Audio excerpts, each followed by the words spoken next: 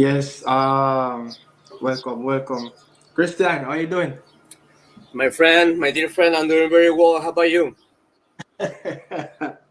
Sad times, man. I love your attitude. I like it. I love it.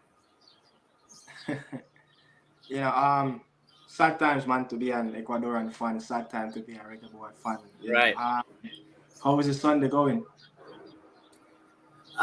You told me it's raining over there, so you bringing me some rain over here. That's what I decided to come to the port so you can see how cloudy it is over here. Yeah, it was a little bit cloudy, from last Yeah. night. A little freak storm, came and a little destruction. But nevertheless, we are here same way, give Yeah. thanks, But otherwise, you watching that US game before he came on? I'm gonna be honest with you. I haven't. When you text me early today, I Mm-hmm. felt you over here. The way how you said it. You said you were devastated, and that's the same feeling I had. I was in bed. I didn't want to hear anything. I didn't want to think about anything. Um, I woke up, took a shower, shook myself like a little rooster, you know, Yeah. and another day, you know. Yeah, yeah, Yeah. So, yeah, we have some opinions as to how things went yesterday, you know. yeah. Shocking defeat, man, for Ecuador yesterday. Yeah. Big decision Yeah. in that Which, game. It was which big which decision. is not which I'm not deeply surprised, but it does hurt. I'm gonna be honest with you. It does hurt, but I'm not deeply surprised because already, as I said before, and most people will think that we have great players, elite players, some of them, but the coach is not there. You know? Yeah, I could see it in the body language of the coach on the touchline, Yeah, especially exactly. when that second goal went in. It's like, oh my God, here we go again. Yeah, But yeah, we're going to ride along and talk about both games. As I know you watch both games. For everyone that's on the stream, respect for everyone that's passing through. Big up to everyone. Remember to like the video as you come on, and remember if you're new, give us a subscribe. We're streaming on Daniel Football Show and Nicara Media House. So streaming on both platforms. So I really appreciate you guys come and support both yeah. platforms. And I'm here with my special guest, Christian. Yeah, the La 3 fan who is devastated of what happened. Devastated. It's just around 24 hours since they got that big defeat. And I'm still trying to recover, of what happened last Yeah, night, in Houston. I'm still trying to recover, again, last out again to one of the big CONCACAF teams, narrowly defeated again, how close we going to come to defeat one of the big boys, again, we just have to start over again. And guess what? On Wednesday, it will be the Reggae Boys versus La 3. Yeah? The decider. I don't know if you realize what's going on. You know, the game coming up on Wednesday, we might be playing together, but you know that 3 points still can carry you through this zone? 3 points, So Ecuador and Jamaica is on, 0-0. Say, whoever win, yeah, especially we're in the low. Yep. In Jamaica favor, if Jamaica probably could get 3 points are going to that game, are they drop 3 points in that game, and Ecuador, go to the final group stage game on 3 points going to face Mexico. Mexico can beat Ecuador, and it depends on how much Jamaica can beat Venezuela, to finish on top, But again, it's all Right. down Yeah. to tiebreakers, goal difference, goal average, stuff like that. It's not the tiebreaker don't start from head to head as it's a part of the tiebreaker, but it don't start from head to head. It start from the goals that you scored and goals that you concede. But I mean, Christian, I don't know where to go, man. I'm just devastated. Ricardo, spit it out. I want to hear you out. Let it all out. I want to hear you out. Yo, just give me give me one second. Let me get something up. But I mean, did you talk to your brother about the game? Did you talk to your brother about the game? Did you speak to him? No, I mean, this has been devastating. I haven't spoken to anyone. I'm not in the mood, to be honest with you, because my hopes were really high on a certain term. Not only because the coaching, but because of the players. My hopes are really because we have such a good players. But it Yeah, seems that regardless, it's not really to be determined as far as the players. You always need some type of a structure. yeah, yeah, Not even a structure. You need an infrastructure within a team. It's just how you build a house. You don't build a house from the ceiling. You build a house from the foundation. So if there's no yeah, foundation, if there's no coach, it's really hard to say how do you gonna present yourself in front of the wall. You know what I mean? yeah, So yeah, I guess that's what it really hurts me the most. I don't see any foundation. I don't see any projection. I don't see the hand of the coach when it comes to my country, my lovely country. yeah, And that's how I feel, and it's very sad. It just kills me inside. To be honest with you. And I would hope that this interview will get translated so it will reach the people in the higher power with money and say like, what the heck, what are we doing? yeah, Man, we have. I mean, we look like little kids. What the heck? yeah. It's sad, man. It's sad. It's very sad in what happened. Yeah, I mean, look at the game at start. You guys started the game really well. Until the 20 something minute when yeah. Valencia, Superman got red card. What you think? Red card when you saw it? It was a red card. Yeah, I saw that. I saw the whole game completely. It was a red card, and it was indeed a red card. It was not intentional, obviously, Yeah. but it is what it is. It is what it is. I think If he you if carried. you I live think your he crew kind like of that, left then his you're boot. out. I think he kind of left his boot. A little bit late in the player Yeah, chest. He yeah, didn't try to remove it. He came down with his feet up and is coming down with the player. So, I mean, it's going to be dangerous, especially when VAR is looking back on the replay slow motion. It's just going to look more dangerous. But when I start right. though, I knew it. It's going to be a red card, for Enna.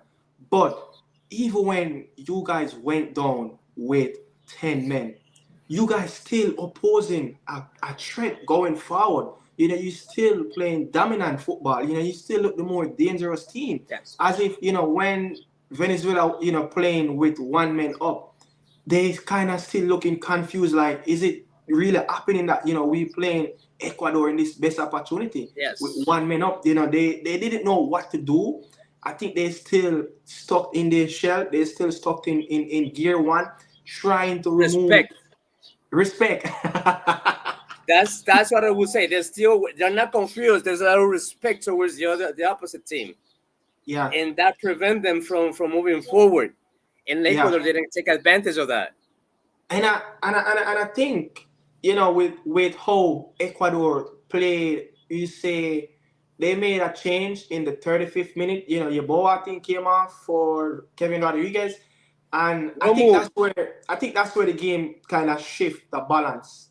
Yes. Because before that substitution, Ecuador was playing right behind the ball, powerful, strong, waiting for the team to come at them and then try to hit Venezuela on the break, which was working perfectly fine until he brought on Kevin Rodriguez. And then from there, the Venezuelans start to smell more space around, and they have a lot more opportunities in the defensive area as they got more space in the midfield because Kevin is a center forward. He's going to position himself as a center forward.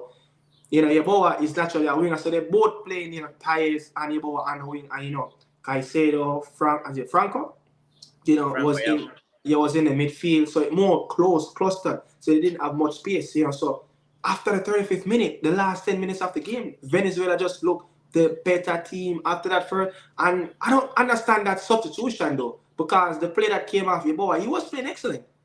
Did you see any shift of the balance? Why Felix made that change?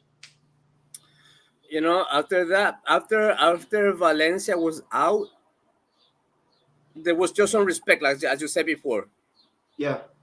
My opinion on it, is that when he was out, obviously he's the most experienced person on the field, Mm-hmm. and psychologically it was a hit. I remember we had said this before in the previous interview, right?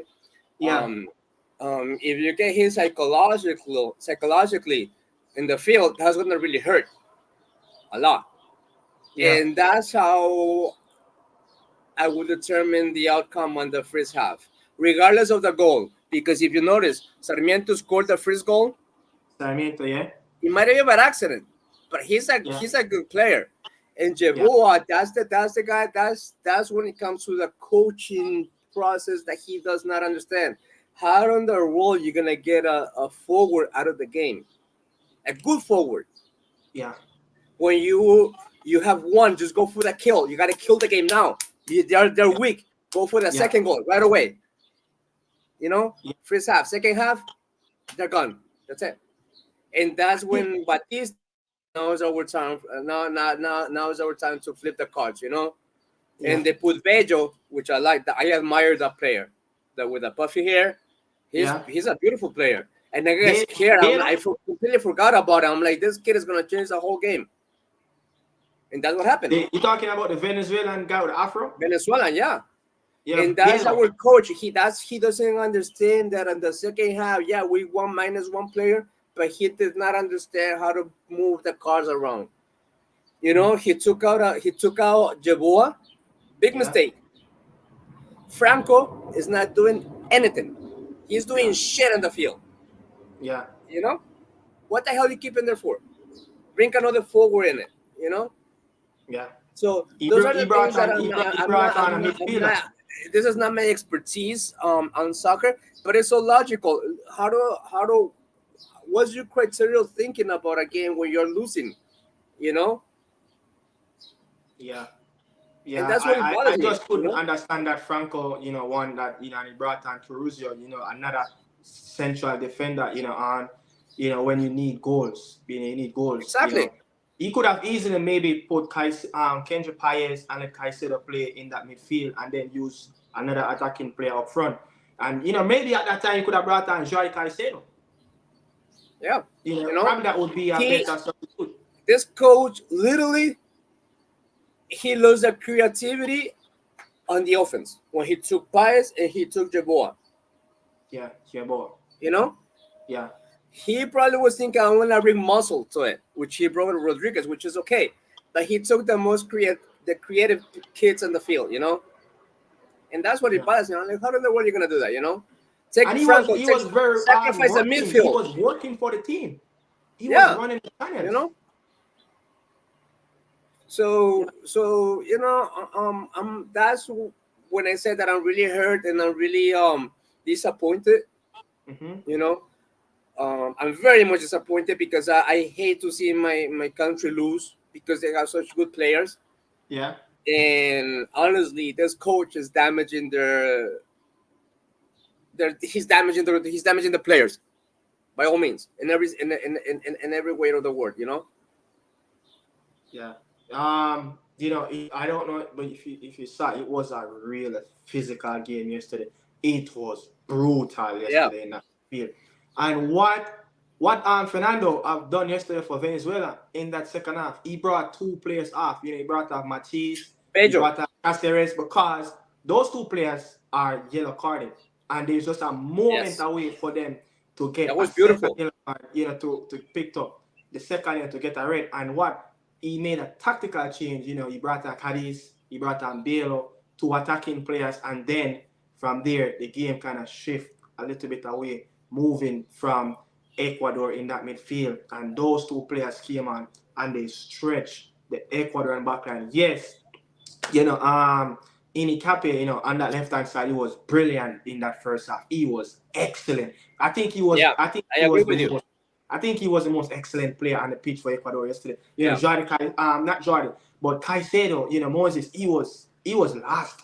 He was last yesterday. I think he just got caught up with too much emotion because I don't know if because there wasn't enough help in the midfield. He was like the only one trying to play the ball as Franco, as you said. Who was last. Preciado, I think he was very poor on that right hand side. Normally you get a lot of Why? activity. Because Franco was playing along with him. They don't match. He's not that. Franco, to me, he's the little guy that fixes. He patches the game. Yeah. But he doesn't finish as well. He patches that. He helps you. But Caicedo is the creator of the whole thing. He's the brain of the whole team. Mm-hmm. And when you have his level of knowledge this much, his intelligence this much, and you bring this other guy who's just patching the game, he's just being literally let's glue this little wall over here, and that's it, and that's when you lose, because he didn't have his complement, and he had this coach. He had whatchamacallit, he had this kid from Independiente. I know you who I'm talking about. What's his face? He has long hair. And I don't understand this coach, the moves that he makes, If you see Paez and if you see Sarmiento, they are killing themselves for the team on the win. Yeah, and he's not providing the creation on the midfield. It's you're talking about Julio Ortiz. It doesn't make sense to me the way how he does things. You're talking about Julio Ortiz? No. Yes. With the big him. He needed to be in the field instead of Franco. Yeah. He's a second creator, Yes. He's the second creator in the midfield, Yeah. I mean, so honestly, I don't understand the coach. I don't understand, and I don't want to understand anymore. Let's put it that way, Cifuentes, is a brilliant, attacking midfielder. Someone that probably would have been the perfect fit if you're taking off a Kendrick Paez. Someone that could create a little bit more for the team. But again. Oh, hold on 1 second. I think I lost someone is in the background, but they went on. But in the second half, though, did you see enough of the lottery? Seeing that they're trying to get something back into the game. Yeah. What can I tell you, Ricardo? I mean, I'm really disappointed. This guy, I don't know. I'm lost in words. I don't have, my attitude so diminishing, and so he's not bringing the full potential out of the team players. That's my input overall.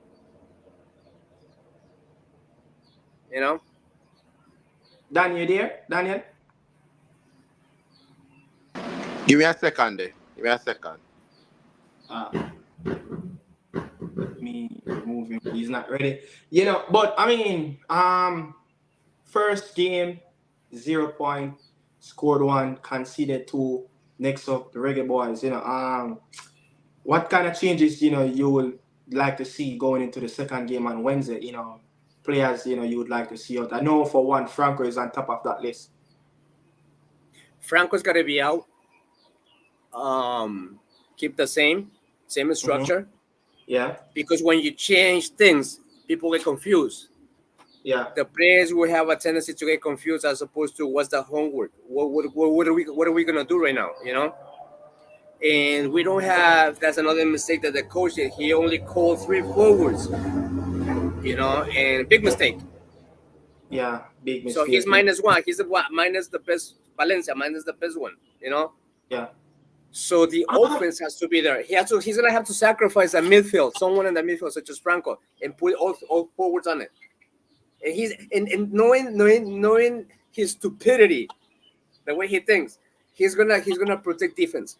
He's gonna want to tie the game. He's gonna think like, oh, one boy, we're gonna win. No, that's One thing though, the second goal. But before I go into the second goal, when I initially first look at the starting line for Ecuador, I saw Dominguez in the goal, preferred more than Gaindis, and I was looking at it. Probably Gaindis maybe would have done something better with that second goal. Yeah. That shot that was so clumsy. I think there's a 50-50 chance on the goalie sense of it. I like them both. I don't have really no complaint whatsoever with Dominguez or Galindez. I like them both. Mm-hmm. They know what they do. They're experts at what they do. They're very good at what they do. So regardless of the defense, I really have nothing to say against them. As a matter of fact, I love them. I love the defense. I love the goalies. I think that we have a perfect defense scenario in the But I back end. think since Felix has been appointed the manager for Ecuador, right? He have played 5 goalkeepers. 5 goalkeepers. Ramirez is one. Galindez. Dominguez, Farinas. What happened to that goalkeeper? Farinas, the one that played in France. He's not in the squad. And I don't remember the other player, but he played 5 goalkeepers since he has appointed as the coach. The goalkeeper position is one position on the pitch that you always want the goalkeeper to be secure, that he is the number one. And it seems like at this moment, Felix don't understand who is his number one goalkeeper is. Did you see that? Like I said before, I don't really blame them. Either or. I love them both. Galindez and Dominguez, they're good players. So I don't really have anything to say against them, regardless, That's not really my concern. My concern is more like, how do you play in the midfield? So how would you rate Paco, that, and the other center half? Who was that? I forgot his name. Is it Osorio? Ortiz? Let me look. Ortiz, that he didn't go in, I think. Paco and Torres. Oh, how do you rate? I like him.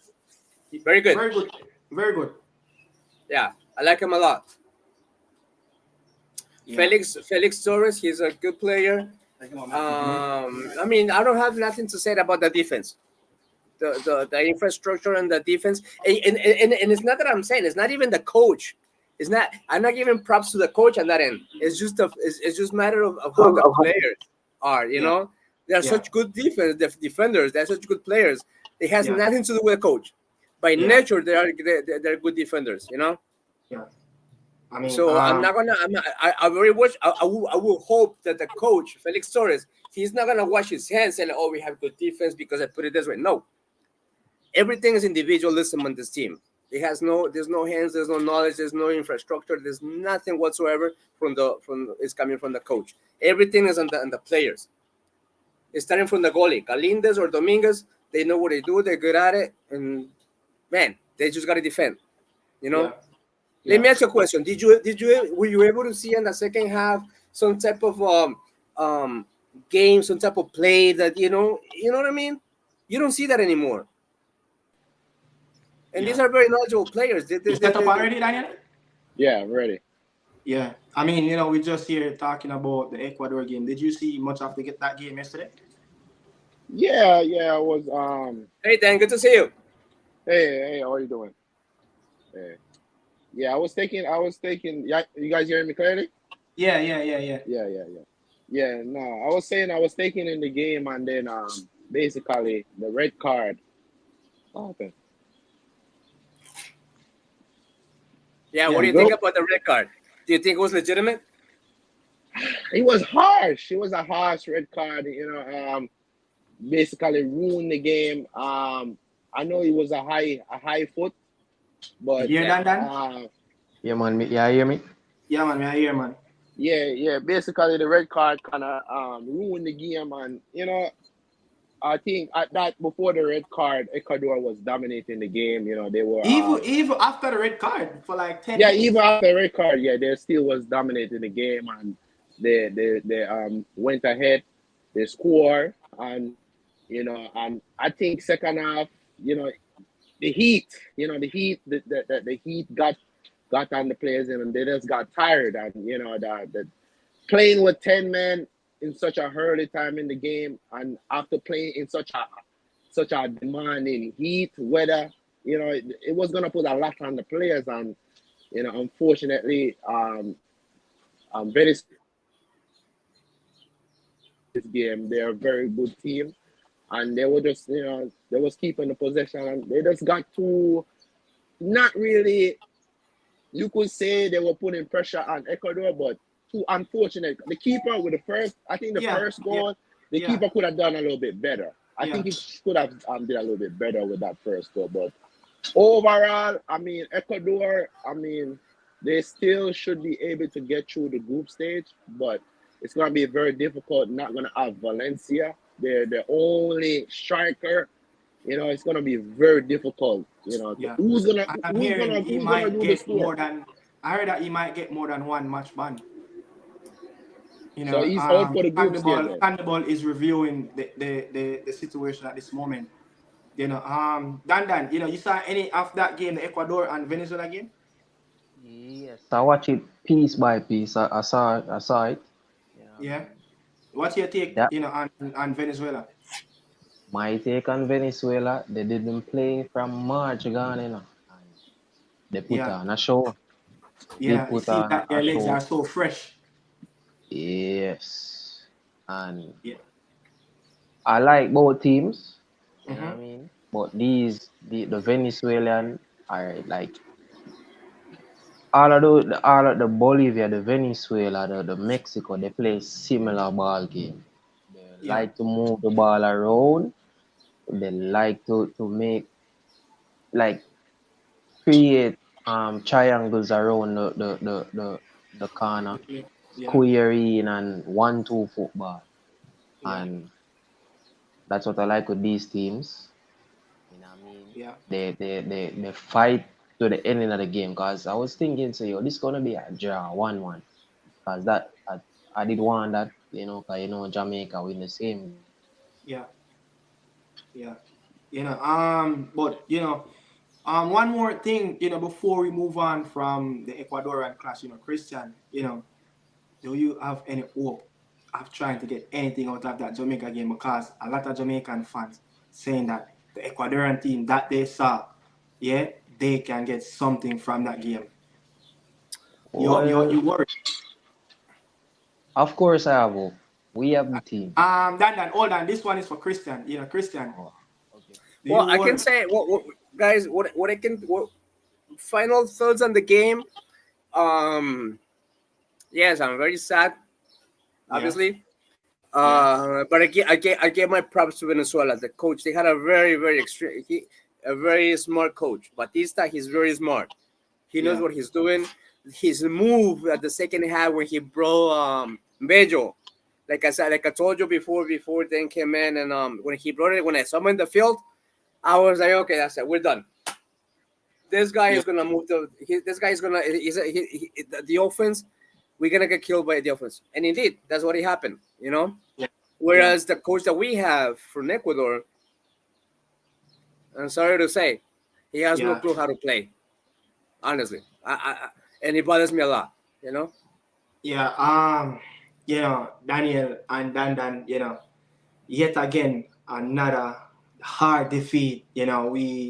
We took one against the US, and the Panama game brought us a little bit of life. But again, these two games that we played in the World Cup qualifier, it was hard to watch. Again, a big guns in CONCACAF, Mexico. 0-0 first half, very good first half, and then Yeah. end of the game, we lost 1-0. Yet again, we cannot get over the line. Dan, what more can we do, man? What more we can My do? thoughts on it. Let me buy you 30 seconds for your time. What I Okay. think about, what's surprising me to me, the Jamaica, they have such good players. They have so physically, their attributes physically, it's excellent, very good. What I don't understand is how, or maybe that's the coach, or that's how the game was played. Mm-hmm. That my impression was, there's gonna be a walk in the park for Jamaica, because Yeah. they're well built, they're stronger. Yeah. Yeah. Their physical, it's better. And it was only one little tiny mistake. That's what it bothers me too. Just Yeah. that one mistake against a team that are so much less, so much inferior than Jamaica, my opinion. Yeah. But that's soccer, Well, man. Just one tiny little mistake. That's it. Just like yeah. Ecuador. But Yeah. but in my side of my perspective, from my country, we don't have a coach that knows how to Yeah. move the players. But on your side of it, you have a very good team. You have a strong players. I seen these guys that are the prime. They're fucking built like, oh man, this guy is awesome. You know? Mikel Antonio? Yeah, Jamaica. Like, wow. I'm even like, wow. How is Ecuador's gonna play against Jamaica? Because they're so strong. I think you guys are, the closest one in the group that can really match us with the physique. Torres and Paco in the backline is very strong. In the cap here is very good. Yeah, he's one of the goalies. I mean, he's a defender. Yeah. But this is one of the two things. Maybe we're gonna talk about talent versus creativity. Yeah. In Ecuador we have talent, but there's no creativity. In Jamaica, you guys have some creativity, but then you lack off because you kind of sleep on the couch a little bit. When that's how the little mistake came in. Yeah. So you say we're and it's hard to say. I mean, but we have to admit it. Yeah. We have to admit the thing. Yeah. Daniel, over to you. Dan, I must say, Dan, over to you. That game before the game start, the week, the Mexican fans and the YouTubers was like, say, oh, this supposed to be a Jamaica game. Like they was talking like all of these Mexican players, they don't play in Europe. It's just Alvarez. This game was up for grabs for Algrims to snatch the Mexicans and send them home early. And signs show you, bro. You can smell the rat from early. Signs show you early on. In the game, Alvarez, 15 minutes in the game, Alvarez come off. Their best player that play for West Ham, come off like you see the fans them like us. If you watch the camera. And I think that's how the fans in the stadium they're a lot worried, really, this is what unfolded in front of us. Yes. The teammates was worried. The bench. If you look on the bench on the camera, show the coach. The coach looks stressed out. The whole bench looks stressed out. Yeah. Because they know this Jamaica team has quality, but as Algrim so have a Beamer to drive a brand new 2024 Beamer and drive it like a B30 Nissan. Him do not know to structure and put winning mentalities in these players that we have. Yeah. You have this defensive minded thing. Like we're going to a game where we don't have nothing to lose. We are the underdog. Yeah. Make we go for the game. Yeah. Go for the game. Yeah, go for the kill. Especially when Alvarez is out, go for it. And they brought on Luis Romo, someone that he came, Luis Romo is a very good player, but he came on nervous. He was making mistakes. And I was like, why not go for the kill at this time? Yes, the coach now, he's not that visionary to make like real tactical change up front from early to say, oh, say that's a go on, right? This video I'm gonna do. I have three weapons on the bench. I'm gonna use them right now. Both are not really give anything on the wing. Would it really need a next wing? Stick your point right there, Dan. I will get back to you right there with the Boyz on the wing in that 4-man midfield. Daniel, the starting lineup, Jamal Wade in goal. We have 5. Daniel, you hear me? We have five defenders on the pitch at one time, and we have 5 attacking players. 2 of those attacking players were placed in that double pivot, right in front that back three. And then, the 3 center half and the 2 wing backs, that's 5 defenders. Do you see the intent of trying to be a little bit more different, go for a little bit of more attacking in this game, than the previous 2 Nations League games that we played against the US and Panama? I mean, you set up the team to have a very good game. Team structured wise, the team was set up really good.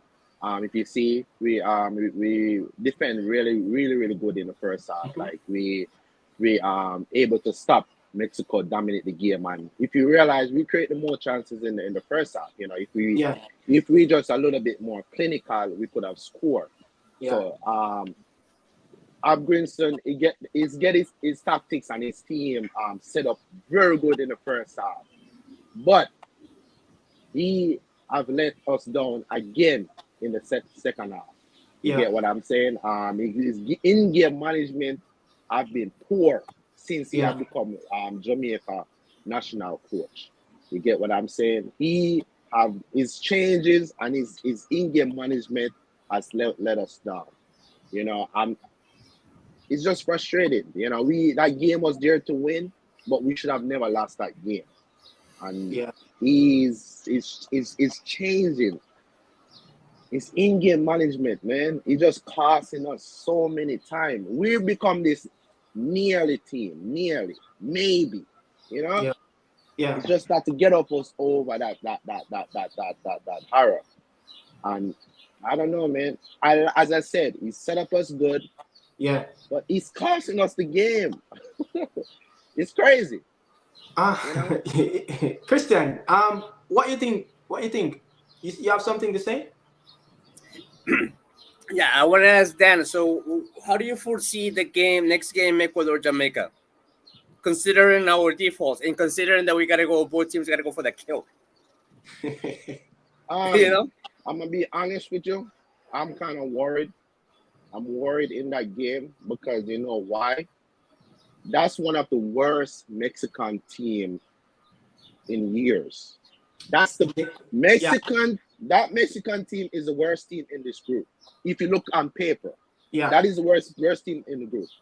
Yeah. Jamaica have the best of Mexico yesterday, but I think the mentality with our players, we have been making Mexico beating us all this time. I worried that Ecuador is going to turn up tomorrow. Ecuador have one of the best midfielders in the Premier League, Moses Caicedo. He could turn up. They was playing that whole game yesterday against Venezuela, a very fit team, very fit.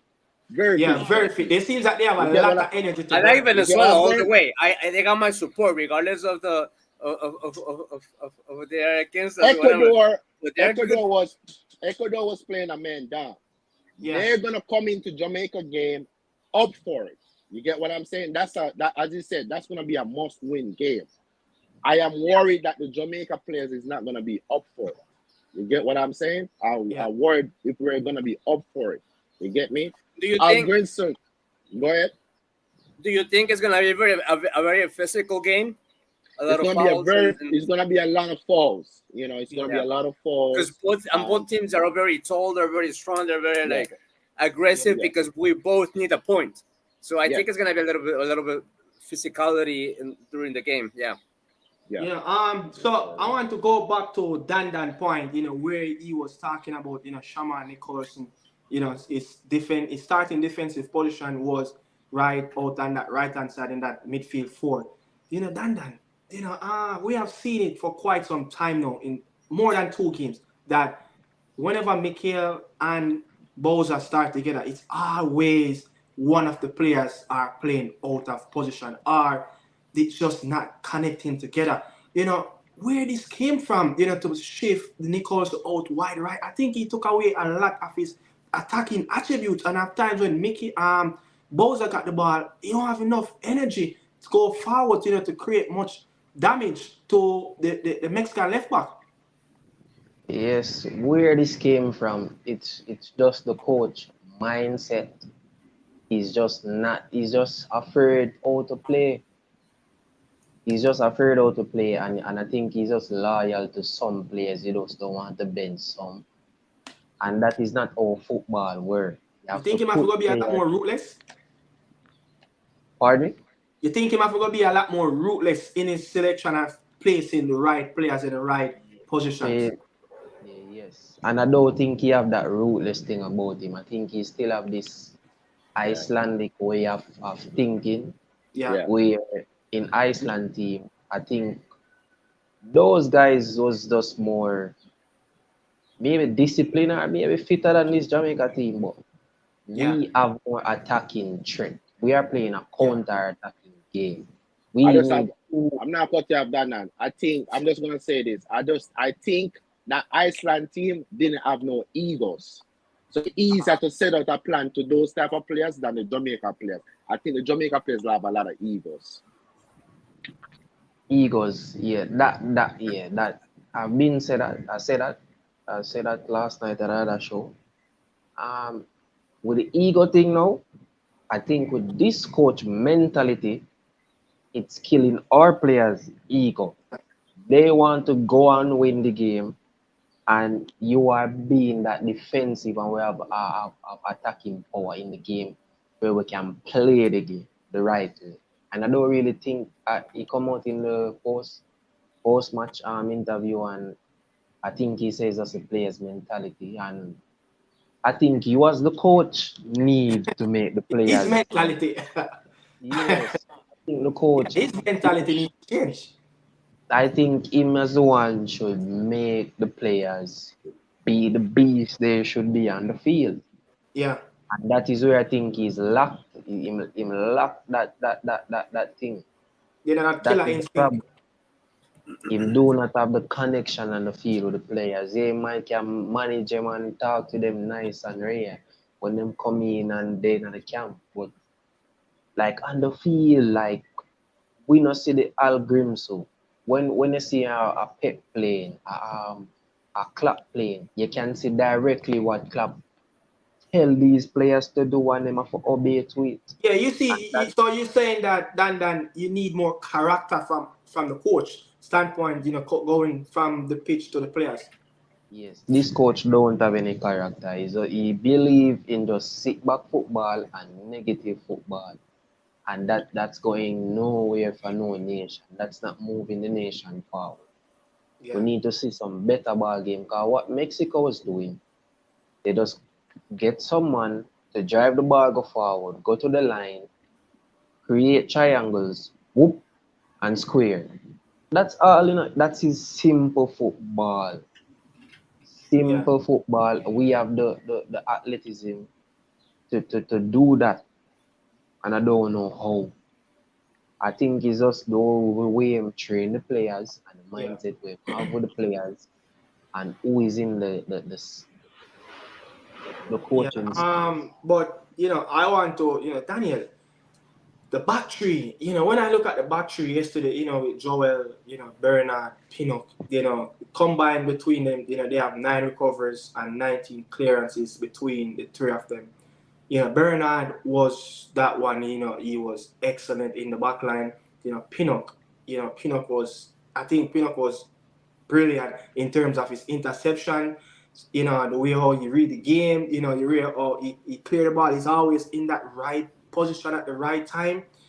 You know, but the Bernard change, the substitute, that just bother me. You know, in Bernard last 2 games that he played against the US and Panama, you know, with a combined, you know, he had 89 touches, you know, he has a passing accuracy of 85, you know, 12 recoveries, 11 clearance, 5 interception, 3 blocks, and a 75% aerial and ground duels that he have won. And he have 6 passes in the final third. He is one of the more productive player that want to play the ball more forward. He's more active in terms of driving the backline forward. You know, he don't really make a lot of mistakes. Where does that came from? He made that substitute. Is it that he just want to give Michael Hector a run out that like go on because of merit? You know, he had 2 excellent games in the Nations League and also in the World Cup qualifier game. Is it that he just brought on Hector under merit? I don't know, man. I think everything that Dan just said, I think is spot on. I think this coach is the wrong setup for this Jamaican team. Um, when when when we was growing up in Jamaica, our philosophy, we used to idolize or the Brazilian play football. You get what I'm saying? Jamaica philosophy is play like a Brazilian. Just skill and go accent. Like we never really have this defensive football type. You Nah, get what I'm saying? that's not how we play football. You see me? So I feel like this coach for the Jamaica team is the wrong is the wrong setup for this team. I don't think he's the right setup for this team to let the team go and play. His first substitute should have never been Bernard. Hector and Damian Lowe. They never need to touch the defense. Never needed to touch it. Never. You should have brought up Demar Gray or Mikel Antonio. Demar Gray is not fit. He's been one of our best players over the previous tournaments, but he's not fit. I barely see Demar Gray in the game. He should have came off. Yeah. Antonio was trying, but you could have tried something different. Bruno Dixon. Yeah. Kyle Dixon and Cephas. You see that when they came on, they changed the game. I think when you're taking off a Demar Gray, he is the outlet for the team with his pace and his technical ability of dribbling. Cephas should be the next player that should have come on to give us that outlet. If you're taking off Demar Gray, it should have been Cephas. Yeah. Yes. And the defensive change was I don't know. I was asking someone if Bernard was injured. Because I don't know, I just don't see what's the sense you're going. Can you imagine back in the day, Jose Marina taking off one of his defender just to throw on another defender? How does that make sense? That doesn't make no sense. Why are you changing defense? Your defense is the way or you build to win a game. So if you're gonna make the change when we concede a corner, that's another thing. Or you're gonna make a change. Or you're going to make a change when there's a corner and you're taking off your defender. It doesn't make any sense. This coach, I've been telling you from he came in, yes, he gave young players opportunity to play on a platform. But I think philosophy-wise and gameplay-wise, I think he's the wrong fit for this. I think he's the wrong fit for the Jamaica philosophy. Or we wants to play football. You get what I'm saying? I think he's too defensive. I think he's too negative. You get me? When Iceland made the Euros back in the day when they beat England, they were. I think that the average ball possession was like 20%. You get what I'm saying? There was 20%.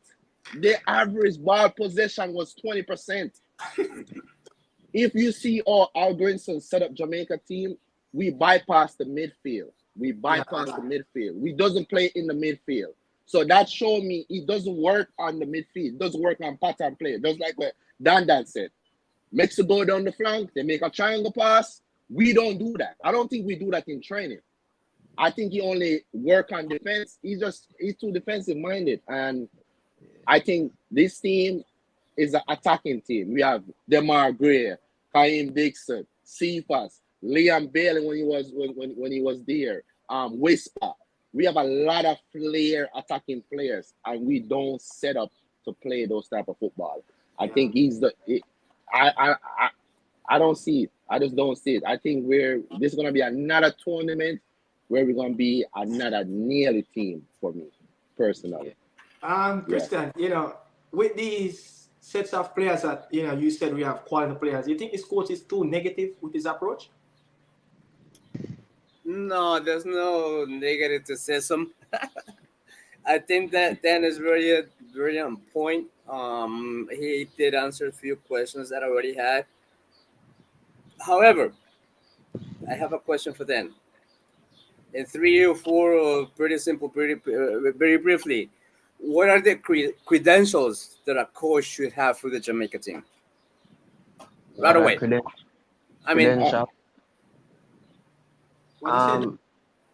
The coach, a coach must be ruthless when picking the team.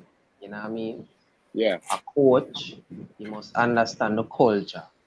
Yes. What the people want to see, and what is not there. And we must have a good entertaining football.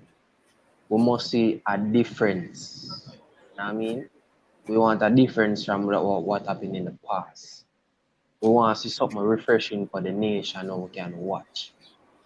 You know what I mean? The country needs something refreshing so it can build back the fans.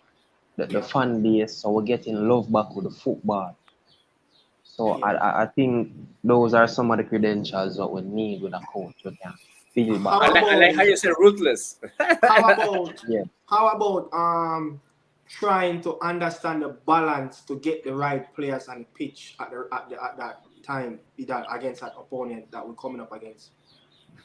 You know who I blame for all of this? The board, the Jamaican Federation board. You know why I blame them? They need to go out a coach that fit our identity. Yeah, Go out a coach that fits the Jamaica identity football. They should be the one that want to set yeah, the football philosophy. You get me? If they was doing their homework, they should have known that our Grayson will never fit our philosophy. Or we want to play football. They don't want one play for this. They need to go out and find the coach that fit them. Just like back in the day when they get Rennie Samois, the Brazilian coach. And he fit so like a glove with the Jamaica football. We have to go out there and find a coach that fit Jamaica football style. Or we wants to play football. Because I just don't think that our grandson is as I said, having a BMW, but you don't know how to drive it. I don't think you know how to drive it. I don't know you know to bring this team and push this team forward. Too yeah, negative.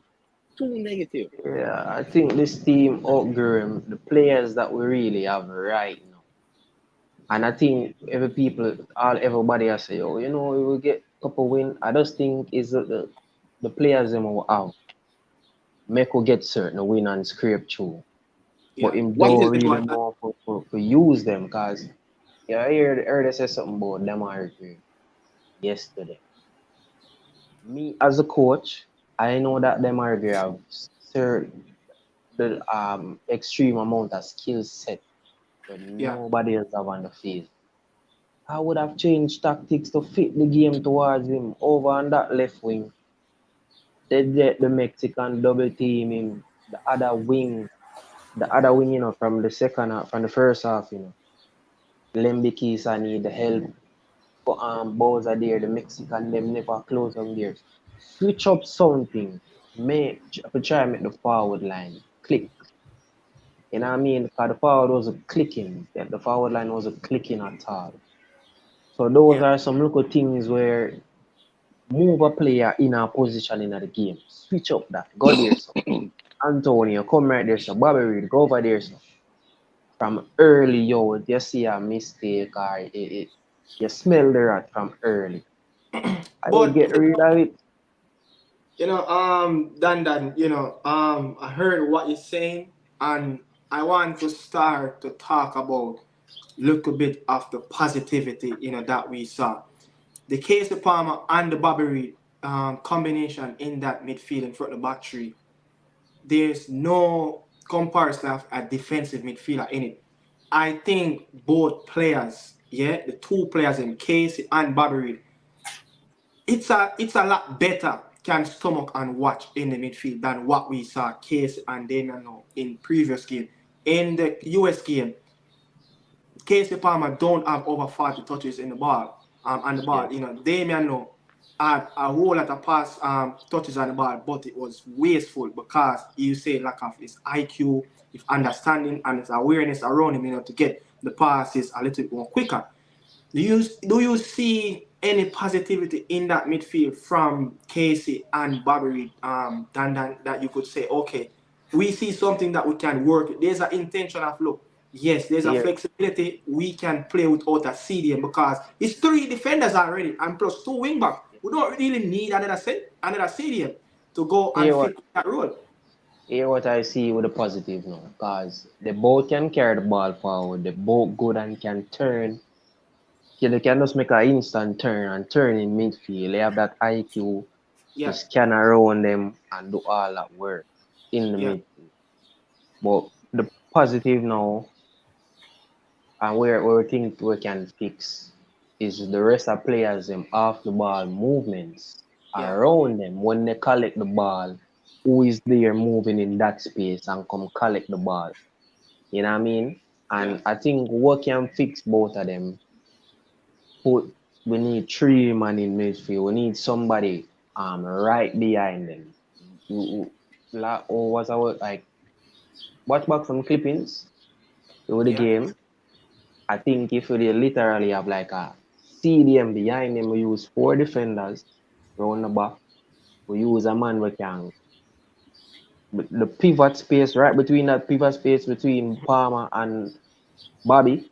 Yeah, Cause there's I see the Mexican them pass ball through it and they easily get through right there. So one of the defenders should have really step up and close out that space and just follow that midfield trio.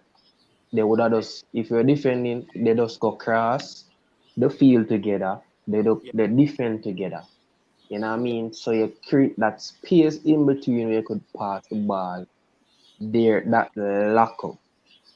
yeah, That's how me analyze with the game. We can't have the five defender them because I think it's harder to move from the defense line, so coming up in the midfield, than to leave from the midfield and go into the defense to intercept a ball. yeah.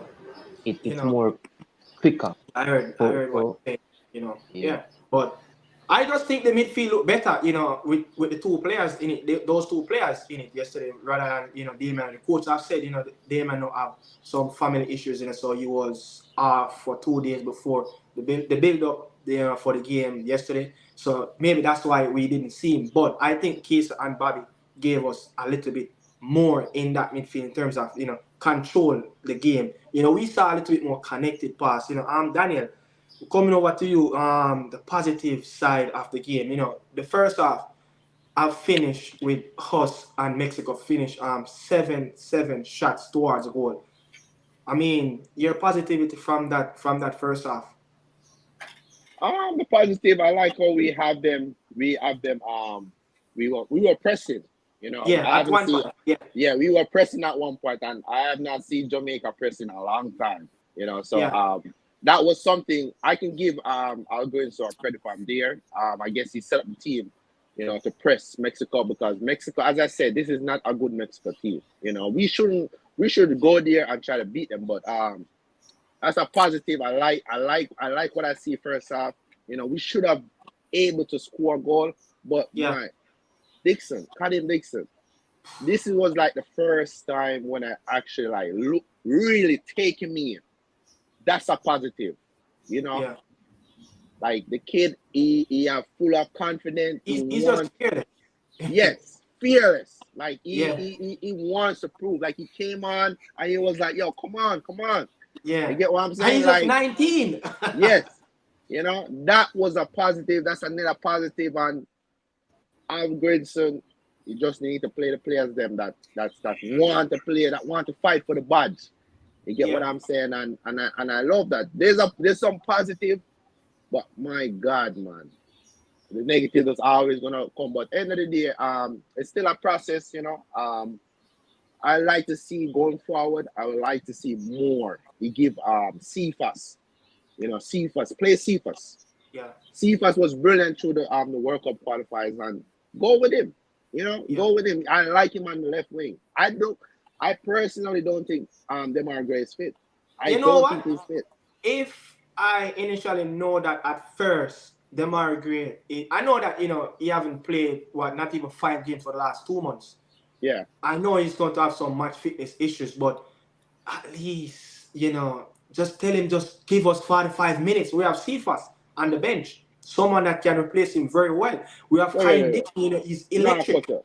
What do you mean, Sean? What do you mean Dixie is not good? What do you mean it's not good? He's a Huh? kid that this guy Sean is saying Dixie is not good. What do you mean? He's a kid that's still learning his trade. What do you mean it's not good? The look of time that the kid came on in the 80th minute, he have like 3 shot off. Yeah. Demar Gray was on the field for almost 80 minutes. I did not see nothing that he did.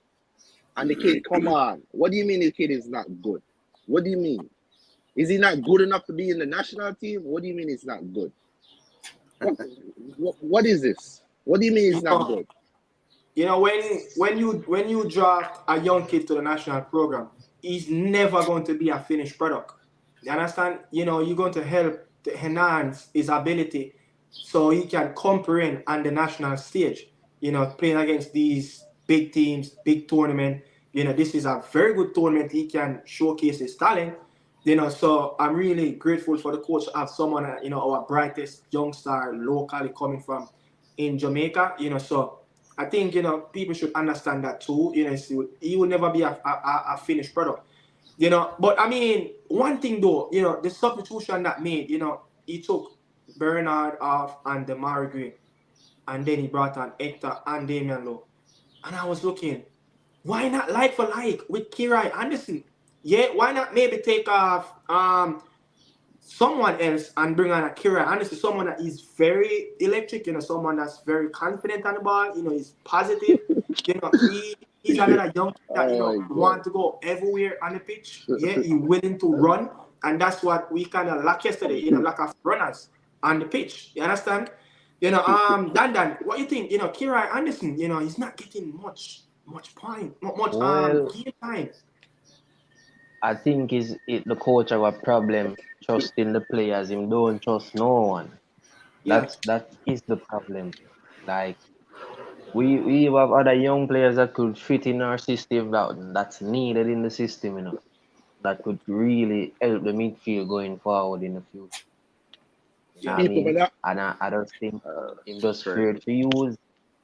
That's yeah. why Cephas get 10 minutes and Dixie get 10 minutes on the field. Him That's just crazy. afraid. Yeah, You can't be afraid and too loyal to certain players, bro. yeah, And his mind, the team is in a way where I would say we need something out of the midfield. We need players, the good players who can angle the ball and things. Why afraid to use them?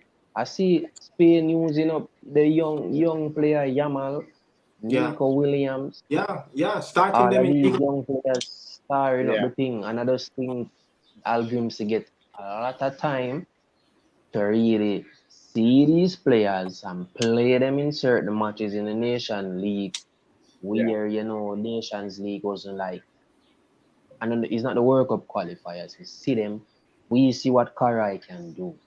Yeah, We see what Karai can do defensively and offensively.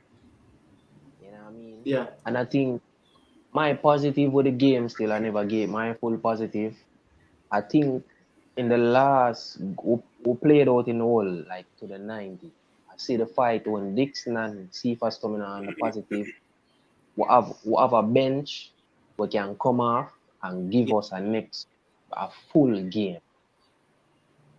You know what I yeah, mean? We have a bench we can come off, players who can come off the bench and give us that full 90 play out on a team. You know what I mean? But honestly, I don't know what's wrong, bro. you I know. think it's just cool. I'm just gonna say this. I'm not comparing Dixon with Demar Gray. I'm not comparing Dixon. What I'm saying is Demar Gray wasn't fit enough to be on the field. So that means said the coach need to make a change. If the players is not playing good, take them off the field and put on a players that is fit enough and can do a job. Demar Gray is a better player than Dixon. There's no comparison. I'm not comparing the two players. You get Yeah. what I'm saying? Seems like we're having a caller. After the caller, Christian, I have a question for you. Spit it Hello? out. Spit it out. Yes, I have a question. One second, Well, one second. before anything, I just wanted to add something that Dan said. And I One totally agree second, with him. And I think we seem to have the lack of in our teams aggressiveness, you know. And I guess that comes from a point of view from the coach, especially from my end. I don't see the coach being too. It's a bit personal, but I think as a coach, you should be able to provide that psychological sense to the player. Hey, Yeah, kid, go over there, go have fun. You're in your world, go have fun. And that's what I don't see in my team. And sometimes I guess when I look at Jamaica as well, they're all too serious, too personal, and that's where the mistakes come. There's a tendency for mistakes for mistakes, as opposed when you have that confidence and say like, hey kids, go for the kill and go play, do your yeah, best, just go yeah, have fun. If you yeah, look at him, so it's Ecuador, they are stressing, because it's a competition and they're stressed out, and that's one of the things that I feel it. I sense the vibe and I don't like it. Yeah. And then we're talking about the coach. When you don't have a coach that doesn't provide that sense of confidence to your teammates, obviously this is the outcome. We lose, Yeah. So, and let me get the Carla point of view, Christian. Come back to you. Carla, run it. Yeah, young man. I think this coach is from Rockets spirit. I think he's using his job to gain some experience. Yeah. Lose him out, yeah, Carla. Learning on the job. He need more experience from the Iceland journey. Yeah, because after Iceland, the coach I'll on here. Yeah. Pick up his job. Yeah. So he don't have that much experience, and plus he never needed so much high profile player before. So he's having a hard time. Hello? Yeah, man, we are here now. Yeah. Yeah. Yeah, I think it's probably he's getting the job there. Because he never did one big player before. Yeah. Like, he being a player, championship player. So I think that's his problem. He don't have that ball really on that player bench. Like, there's no way we can have a nice player at the same time. That was like the game last night. And when Dixon came on, Yeah. and he made that run, everybody's like, hey, Jamaica. Yeah. So you say I went to the game last night, right? What happened after the first half when I'm watching the TV and I heard the Mexican fans booing the team? What was that? What was that around in the stadium? Hello? I think he went out. Who they were booing? Yeah, me I hear now. Run it. Yeah, when everyone like the coach, when the players, actually the fans, they were nervous. Yeah. They were being quiet. When Jamaica scored a goal, you could hear a pin drop. Yeah. And then there's, so they were nervous. Even after the score, they were still nervous. They were still, you can tell the Mexican team, they're not, and the fans, Yeah. they're not gelling like they used to. There's not a connected surface between the fans and the players on the pitch. There's still like a little nerve wracking. Yes, and they're gonna show big, but they was like into it. Okay. You know what I'm saying? Yeah. So how the Reggae Boys, how did you cause watching the game on TV and watching it in real life, it's different. How quickly we moved the ball in that first half. I think we played good until there's no outlets. Like I see more passes, I see less big kick. I can see no big long kick for the goalkeeper look good. I feel confident watching him on the ball. Yeah. Yeah. Yeah. Really good. Yeah. They were passing, short passes, the defense was really good. Yeah. So, when I see MRJ came out, I see them coming out, I was like, what? I was like, what happened? I didn't see Bernard hitting the goal, hitting the waves to the bench. I didn't see none of that. Yeah. So what's going on? Yeah. You have any tips that you want to say? Yeah, I think moving forward, I think 5-3-2 is the way to go, man. Yeah. Gray and I will start them. Yeah. And then Demar Gray's not fit, so I was on defense. I would say the 65th minute. Yeah. I was still start Gray next game. I want to say one thing. We've not managed to talk about this player not one bit since we came on here. Dexter Lembekisa. How good is such a young player like this, man? This young, he was running that right side. When you pick up the ball, Yeah. Mexican fans get quiet. Wow. They got quiet every time you pick up the ball. Wow. They got really quiet. Wow. I mean, Boyz and Antonio, there was no threat to the Mexican, like none. Because I think because they drop so deep. Yeah. Whenever there's an outlet for Casey from to play to, they gotta run back up when they get tired. So for me, the whole of the play wouldn't need a number 9 in that game. Yes. A Dixon or speed. Yeah. That's how they last night. Somebody with speed. So you like the Bobby Reed and Casey Palmer combination in midfield? Yeah, I like it. But we need 3 midfielders I think the right side was crippled because we have Nikolsky dropping too deep on that right side.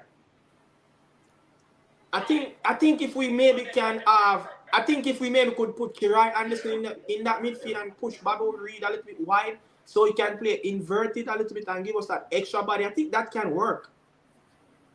The only reason I see why Kirai Anderson didn't play last night didn't start. Yeah. Maybe an atmosphere. And Mexican, I mean, it was like the atmosphere was like they were booing the players and stuff. Like it was like really they were aggressive. Yeah. The Mexican fans. Yeah. You know what I'm saying? Yeah.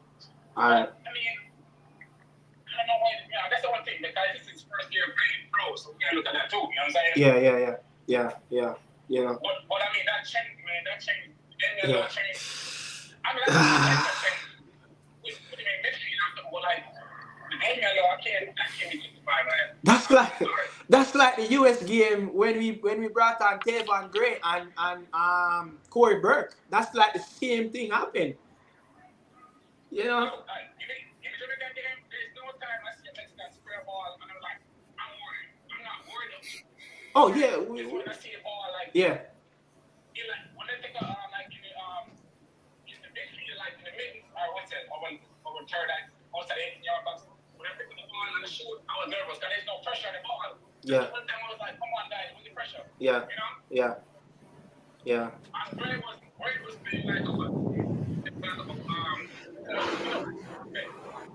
weren't great on defense. I was like more doing defensive job, so not burning move. You know what I'm saying? Yeah. So I would like to see them are great stay up top, like half line. I don't want to. Now you don't have to.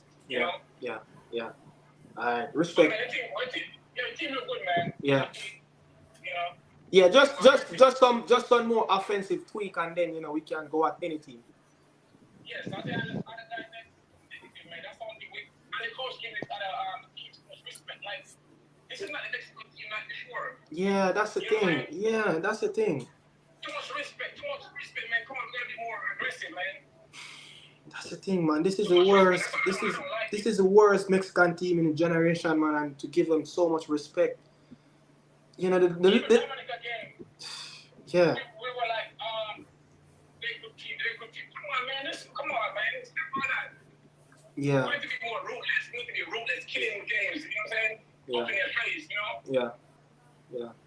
But yeah, man, I respect, man. Yeah, man, respect. Yeah, man, when in? Yeah, man. Energy. You brought that energy there. Yeah, man, respect. Yeah, man. Yeah.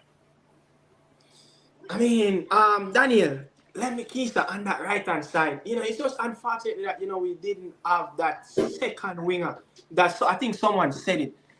Someone said it in the comment section. I'm trying to look for, but to give us that overlap where he can actually, put in 2v1 because Antuna wasn't doing a lot of QNS wasn't doing a lot of track back, and going forward Lembekisa and then going against Aratega, the left back. Because we didn't have that second body that can give us that pace that he was bringing on that right hand side. Yeah. How good was Lembekisa?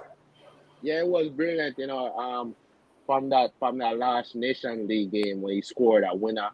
And he just came in with a high, he just keep getting better. I remember when I just started watching him in the national team, he never used to go forward. So I think now, until we start to play three at the back. Yes, he because he get that a little bit security when you have an extra defender around there. So as a fullback, I used to play football, so I know when you're able to have that security behind you, you can able to go forward, and he get that confidence. That goal did him wonders in the Nations League, and he just started to get better. And I like that it's not just his right foot. Even when he cut in, he tried to kick with his left foot too. So it's not just going down that right hand side. His fitness is ridiculous. Yeah, he has such energy for doing it.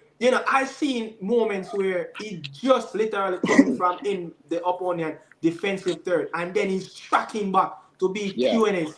And QNS is a powerful striker. He's one of the best left winger in Liga MX for Club America. The ex-Colombian man. Born in Colombia. But I'm just saying, man, if we had someone like a Demarque on that right hand side where he could accelerate a little bit more, because Aratega is not good 1v1. and he was struggling with Lembe Kisa. You know, Dan. You know, I mean, look at Dexter Lembe Kisa, yeah? He had the most shots on target for us, which is 3. You know, 1 with his left foot and 2 with his right foot. You know, I mean, how good was he yesterday in that game, especially coming up against one of the best left winger in Liga MQNS. Lembe for me was man of the match. You know what I mean? Thank you, man. He was Thank really you. man of the match yesterday, like a running back. I'm see at the start of the game. Yeah, I think the first half, he save a ball with the tap in, easy tap in for the number 9, the black youth, and Lembe pick yeah. it up. Oh, that one where he came across him, right? Yeah, Lembe Yes, pick it yes, off yes, and put yes, yes. I like remember that one. Yes, I remember that one. right at the moment. You see him Yes, burn a clip from yeah, the Mexico game. I realize that this youth name Lembe Keys have something about him. The man run back, see a ball, kick off ball off of the line and thing. So yeah. He's an the excellent player, game man. was what we could have get Lembe more in the game. Yeah, It was to switch the ball. We yeah. take too long for the diagonal pass. Yeah, and he was free a lot of times on that right hand side, and we're taking Yeah. too long. Because we have time in the game where the team bounce the ball, will get in position, Yeah, and they take long. Sometimes it lead. I'm there, I watch over the game right now as me talk. yeah, You know what I mean? yeah. I watched it over before I came on live, you know. But Christian, what I wanted to ask you, you know, both of us, you know, national teams last, yeah. What was the difference between the two teams in 2 games that you saw that you like? That shouldn't have happened. Like, you know, in the Jamaica game, I know you said, you know, we sat back on the couch a little bit too much, and you know, as I said, the Ecuadorian team didn't play out to be positive, they didn't proactive in their approach in terms of trying to break down the Venezuelan team. What you see in between the two teams that you know you would like, okay, this is unacceptable. Starting with the Ecuadorian national team. Unacceptable from last Yeah, year. I mean, everything is a change. Life is a change. You can think of something as in last year. I always knew Jamaica was like big proud because they're always physical. I already knew that end of it. For some reason, they don't. I don't know, guys. There always a lack of to concrete to close the what do deal you at think? at the end of What the do you day. think we're So lacking to have that final product? What do you to think we're close the lacking? deal, close the deal. Like like Ecuador too. We don't have that ending power to close and seal the deal at the end of the day. And that's kind of that's a big disappointment. And I can foresee in my country that's happening. It will happen for the qualifiers, and that's going to happen next week as well. So Yeah, we don't have, and that comes from the coach that then had a very good point initially, because we don't have you don't just run before you crawl. I mean, you have to have some type of infrastructure and say like, when you do this initially, we have an intro, batting, conclusion, and the teams how Jamaica and Ecuador played yesterday. Well, even though Ecuador dominated initially the game, they have an introduction, but they didn't know how to seal it. yeah, And that comes from the coach because he made the wrong moves, and so is Jamaica. They play very well. They're very physical. They're nice, but the conclusion at the end of the day, they don't know. They always neglect somebody in the rear, and Um, that hurts a lot. Chris, I just have a quick question for you. What's the even though you guys lost the first game and you will expect a better improve the next game. What's the Yeah. expectation coming into this tournament for Wednesday, your expect?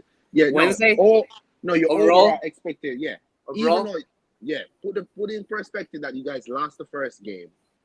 What's your expectation going forward for the See, rest of the tournament? you're gonna hate me if I say this. You're gonna think I'm an arrogant, conceited, Yeah, or whatever you're gonna category I'm gonna fall in, right? As in last year or the previous in the qualifiers, Ecuador was considered to be ranking on the third best team with a previous coach. They hired this Spaniard, and he totally messed up the team, and everything. So my yeah, expectations are not really up there anymore. really? Okay, no, because even though it hurts my pride, it hurts my ego, it hurts everything. And, Yeah, and I sympathize with Ricardo this morning when he said very concretely, he said like, I'm so hurt, I don't even want to talk right now, and that's how yeah, I've been feeling. because I don't really have no expectations whatsoever in this tournament for Ecuador. Mhm.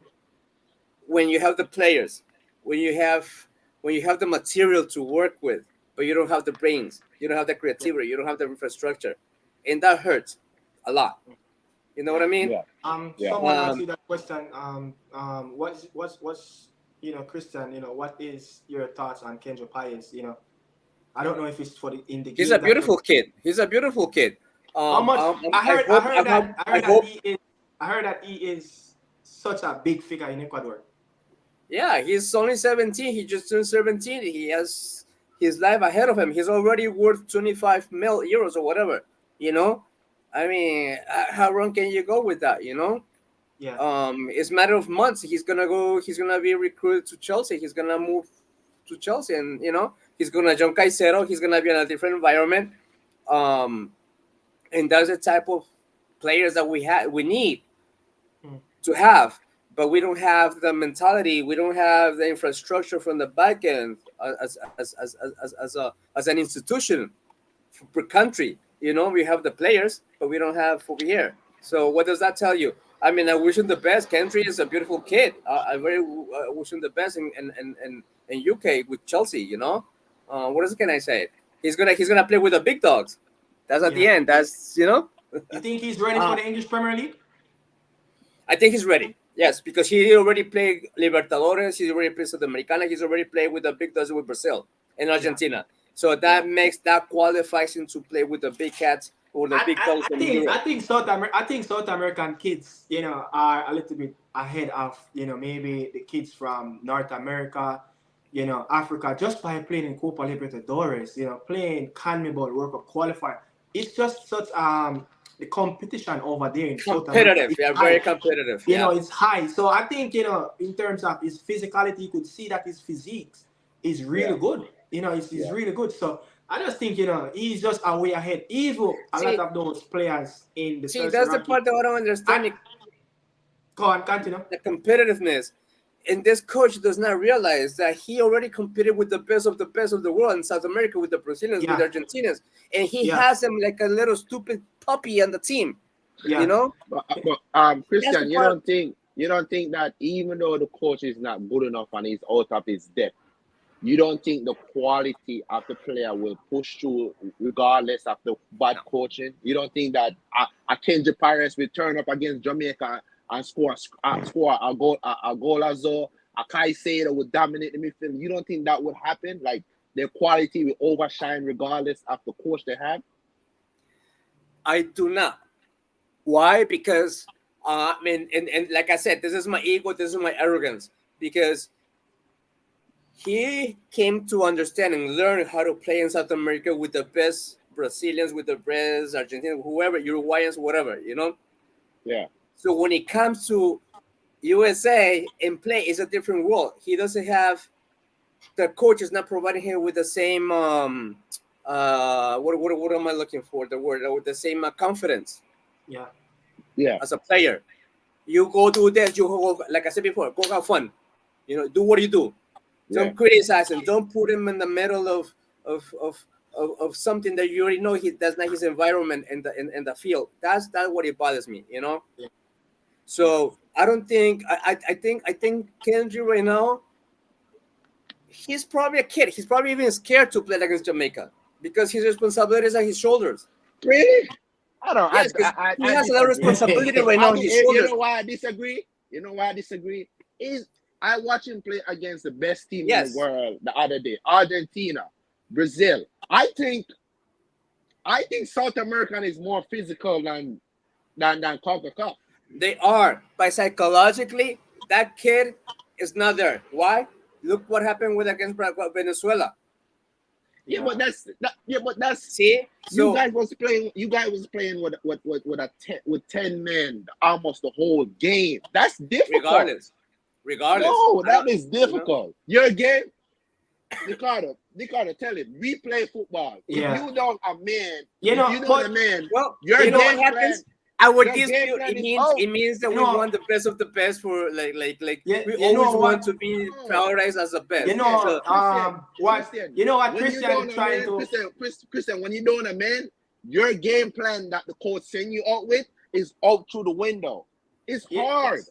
Daniel, It's you hard. know, I think what Christian trying to get across, he's telling, coming up against Jamaica, they lost against Venezuela, but psychologically, he's not there 100% to be dealing with all this pressure, especially Ena Valencia is out. Yeah, that's what he's trying to say. Valencia's not gonna I play just next think that Wednesday. Maybe because I'm looking from outside out, but I think Christian is kind of over exaggerate more. I think quality.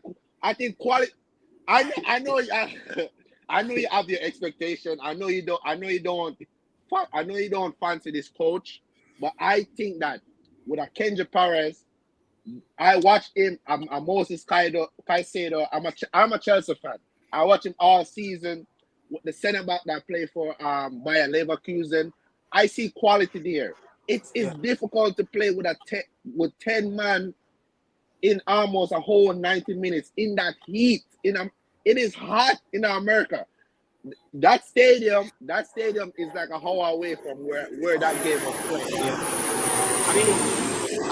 Have you noticed? Let me add this much. That's the reason why maybe. One second, Christian. One second. Francis, if you have the time, you could just call in. I'm trying to figure out, what you're disagreeing with, so you can call in and put in a 2 cents, Francis. Go ahead. Continue, Christian.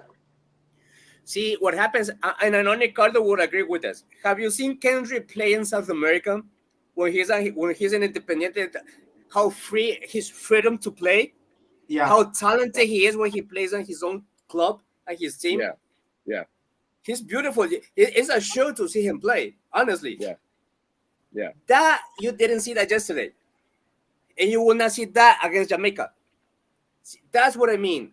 My expectation is very hard, and psychologically he's not there. But if the coach gives him the freedom to play the way he plays in South America, it will be a totally different ball game. So you're saying the way the coach is setting up the team, yes, he's not setting up the team for make Kendrick Perez go out there and play. That's what you're saying. Okay, I get you. Yeah.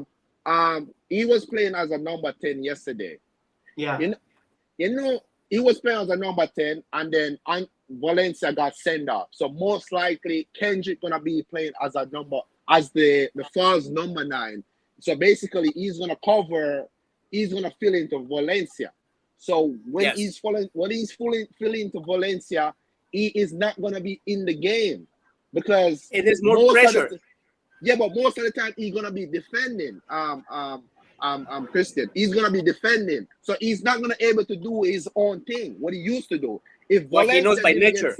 Yes. Right. So if Valencia was still there, I think you were able to see him in the game. You will be able to see a show. Yes. So I think next game he doesn't able to. Francis, text me from Instagram, Nick at the media house. If the next game he doesn't able to do what he normally do, then I say okay, the coach don't have no idea what he's doing. Yeah, then I no contact. Now you get my point as far as Kendrick. Yeah. I feel like yesterday was unfortunately you guys got a red card. You guys was up against it in the earth. What time did Valencia got the red card? What time? 21st. That was the whole game. That's 3/4 of the game. Christian, that stadium is a whole away from where I live right now in California. I went to watch Jamaica play in that stadium. It is hot. It is hot. When you're down a man. There's a difference. There's a difference. South Americans, those players are used to playing in the altitude, in the hot weather, in the cold weather. That's that's what the competition makes above the whole world because they're used to that type of scenarios. Christian, they go to Brazil, it's hot, big scenarios. They go to Colombia, it's extremely hot. They go to Bolivia, extremely cold, and the altitude. So they already know that mambo jumbo thing. So my question to you, this last question to you. When you guys went 1-0 up, when you guys scored that 1-0, did you thought you guys was gonna win that game? Even though you don't. I thought so. I'm cocky. I'm being cocky right now, but I did. But then you know what? But then you know what? But then you know what? Too high, man. I think your expectation. But then you know what? But then you know what? You never underestimate your opponent. That's what I'm saying. I will not underestimate Jamaica. They will kick us. Why? Because Malaysia's not gonna be there. Paris is not gonna be over here, like mentally wise. So you know. I think we're gonna go for the kill. I think the expectation is too high after get a red card. You still think you're gonna win? No, look, Daniel, look. Remember, Venezuela once was South American beating stick. It doesn't matter if Venezuela is playing. It doesn't matter. It doesn't matter. But you never underestimate nobody. I mean, you have your pride, but you don't underestimate. Every national team outside of Bolivia and Venezuela, you know, those two teams are probably the worst, alongside probably Paraguay, the Ecuador, the Colombia, Brazil, Uruguay. Yeah. These teams expect to beat Venezuela. Yeah? They expect to beat Venezuela. Yeah. Now, I did before that game because I'm rooting for Ecuador to win because as I said, I'm a Chelsea fan. I like Perez. I like Caicedo, so I want Ecuador to win. But when I saw that red card, I'm like, damn. Even when they scored that goal, that kid from Ipswich that played for Ipswich in the championship, even when they scored that goal, I know it was gonna be difficult because the team was in the 70th, in the 60th minute, the 70th minute. I was like, okay, they have a chance. In the 20th minute, chasing the ball, it's a long game. You know why it became difficult? Because Venezuela has an extremely talented, which I admire, good coach. Yeah. He knew how to play the cards in the second half. He took out 2 forwards and he wrote 2 of the best forwards from Venezuela. And that's what he killed it. The game. So you're saying quality-wise, Venezuela is not there. It's just their coach. They have a very good coach. Yes, they got a very good coach. He knows how to play the cards. Okay. It's the opposite versus Ecuador. Look, Christian, we just, look, I agree with you some point, but I can't go down the same road to the finish line. I think you're kind of overly being a little bit too critical. I can understand as a South American, you're passionate about the game, but I understand the point that you said. I watch him in the Copa Libertadores, I watch him there, and especially locally in Spain, for Independiente Valle. He plays a lot more freedom. So I'm just thinking, maybe, they can create an atmosphere for this youngster around the national team. But you have to remember, Independiente Valiente is a club team. The national team is like a global thing. So you have to expect the pressure. And, things like this, you have to deal with it, because he's starting week and week out whenever Ecuador is playing. And I look at the game against Argentina, the coach has put a lot of pressure on him. Why? He played Kendrick Paez as a false number 9. That's against Lisandro Martinez, some of the most harsh defenders in South America. So he kind of get lost and dragged in there. But again, Christian, you kind of being a little bit more over the top, but I can understand the passionate, and I always want to beat Venezuela as an Ecuadorian fan, But you know what? Let me ask you a question. Because with all due respect, now to wrap things up a little bit, how do you see wins this game? Huh? How do you see wins this Wednesday? The game. I think Ecuador gonna win that game. I think Ecuador gonna win that game. I would love for Jamaica to win that game, but I'm gonna be real. I think who's more hungry?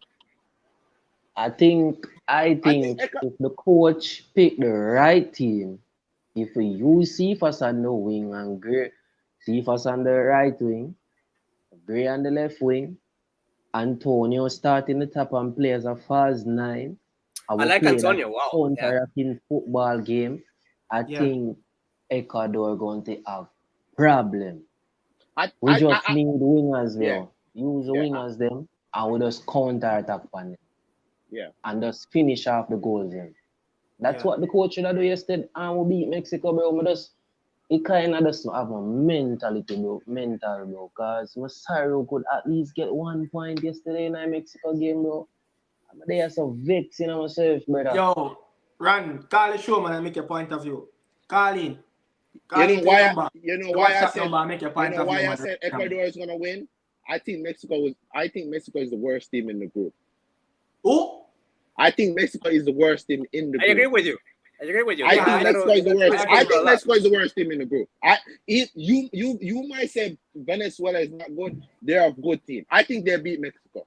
I think they're gonna beat Mexico. You get Well, what I'm saying? I don't think Mexico is the worst team. Who do you think is the worst team? I think even though Jamaica played good yesterday, Mexico created a lot of chance, you know, brother. No, but who do you Square, think is the worst team in the group? Who do you think is the worst team? the worst team in the group right now, brother, is Jamaica. The coach that played. I mean, they better ball than we last night. All right. Take away yesterday's results. Going into this tournament on paper, the players them coming in this tournament. Who do you think it was the worst team? You still think Jamaica is the worst team in the group? Team on paper, you mean? Yeah. I think the Mexico team or the Venezuela team, I think. Okay, I think on paper I would say the Venezuela team is the worst team. But history, speaking of a South American team, you cannot, as well Christian said, you cannot underestimate no South American team. They will turn up and beat you. You get what I'm saying? But I think Mexico, look at Mexico previous performance. They're all over the place. I think Mexico is the worst team in this group. You get what I'm saying? I think Jamaica dropped their ball yesterday. Yeah, we dropped the ball. That's true. We dropped the ball yesterday. We dropped the ball I agree yesterday. with you. I am and a lot of people take over your statistics, which is not really fair. They were in the past wherever they were, but the present is a different ball game. You know, I think Jamaica have very, very, very powerful team players. Yeah, that's what I said. Do not underestimate. You know. Yeah. I'm worried the coach gonna do the same thing in that game against Ecuador. We might have a brilliant first half and he changed it in the second half because he's been doing it a lot. I am worried about that game, and I'm worried that you might not. They suck at the second half. You might not want to hear this, Christian. You might not want to hear this, but the Ecuador team might click. They might just click and just start perform. You get what I'm saying? So it's true. I mean, I have nothing to say against it. You know, Ecuador, statistically speaking, they don't do good on the Copa America, but they're the best. They're very competitive in the qualifiers for the World Cup. So that's something that you don't understand about soccer. You know, it's kind of stupid, but you don't really understand how nature works. You know? Yeah. I want to say something. You know, Dan. Reggae, I see this narrative around, you know, some of the podcasts, you know, people, even I saw a comment that, you know, they said Gregley wasn't his best, you know, he was poor. Yes, you know, Lay was somewhat, you know, poor going forward. I think that, you know, when you look on both fullbacks, QNS on that left hand side for Mexico, dealing with Lembikisa, QNS, you know, Julian was coming in inside a lot. So, you know, he was facing towards Bernard a lot of times. He only beat Lembikisa one time. But I think where Lay was having a lot of issue, because you have a player like Antuna, he's playing right on the touchline, playing so wide. He's using up every meter, centimeter, everything, inches on the pitch, you know, close to the byline. And a lot of times, Greg Lake got dragged out of position. Yeah, you know, I think that some of that is his fault. But when you have a Demarai Gray who is not tracking back as he should have been tracking back, because when he went forward, it takes him a while before, you know, he get back into position. And I see Michael Antonio actually sprint from the central position towards the left to track back to help out Lay, but he didn't really go deep into the defensive area. So you have they kind of double teaming right over there, you know, on that left hand side. I think, you know, how can we fix that? You know, because Lay didn't really have much of a bad game. I think I have few of his, you know, he is the only player on the pitch of 4 interceptions. Yeah, the only player on the pitch that have 4 interceptions. You know, he have one is aerial and ground towards 98% of his time. He going to those challenges. He have 6 passes into the final third.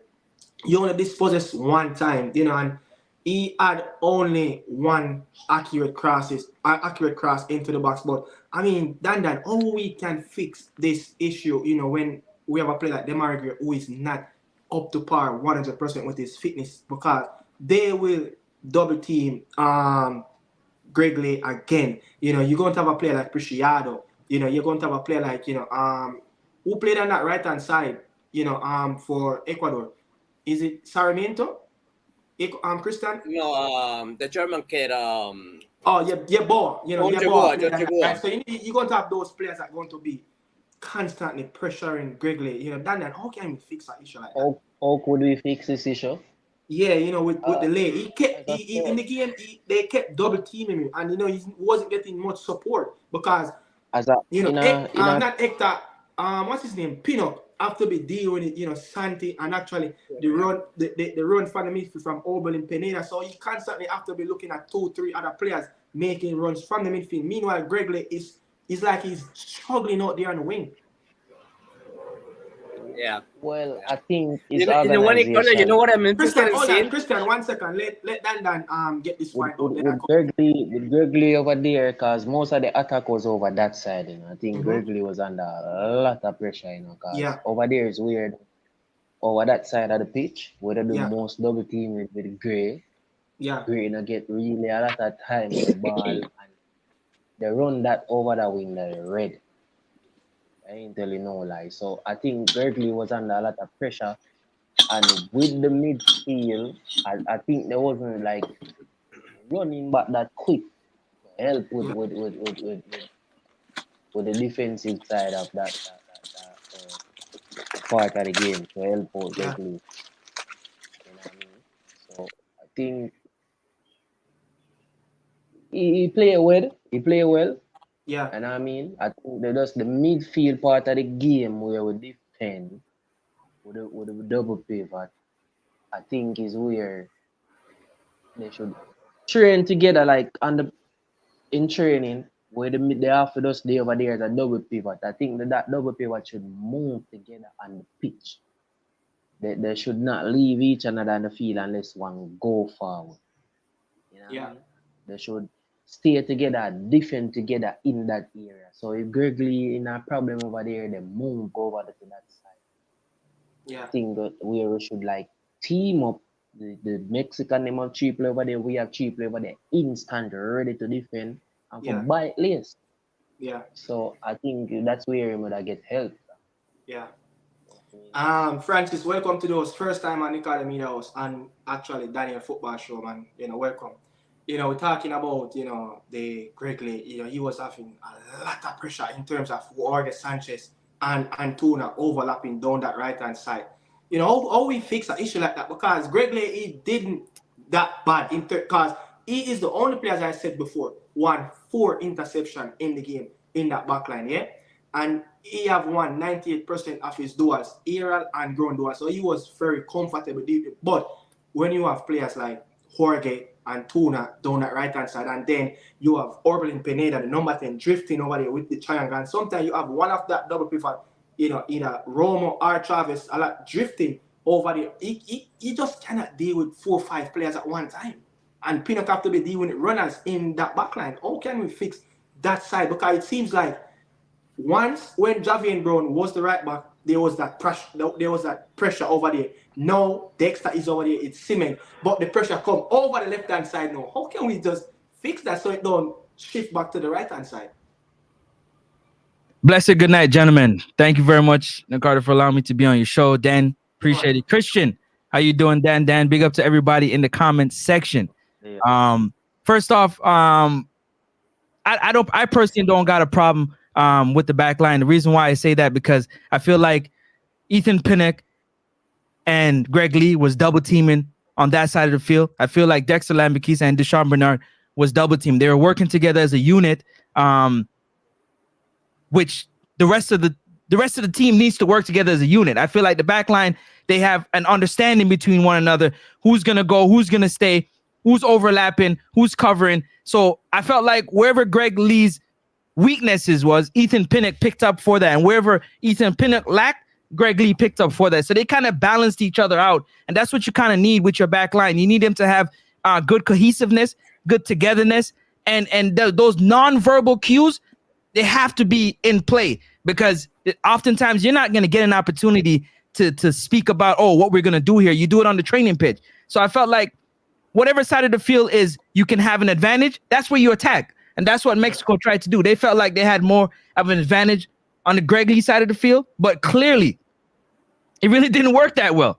It really didn't work that well, in my personal opinion. I felt like the coach and the coaching staff did a good job of getting the defenders to really understand the assignment, especially when they're being attacked on certain sides of the field, because that's what you're supposed to do.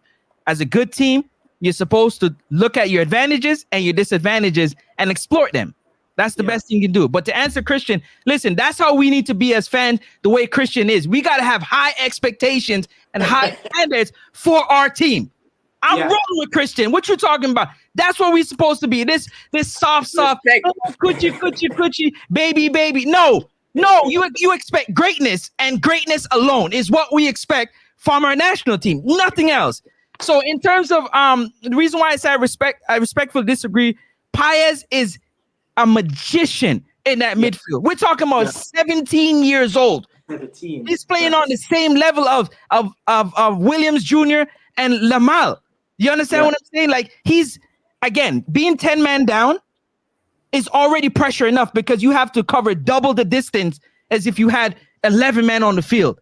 And they went up early and they played sensational. I mean, he kept moving the entire game. I didn't see him slow down at all in that hot sun.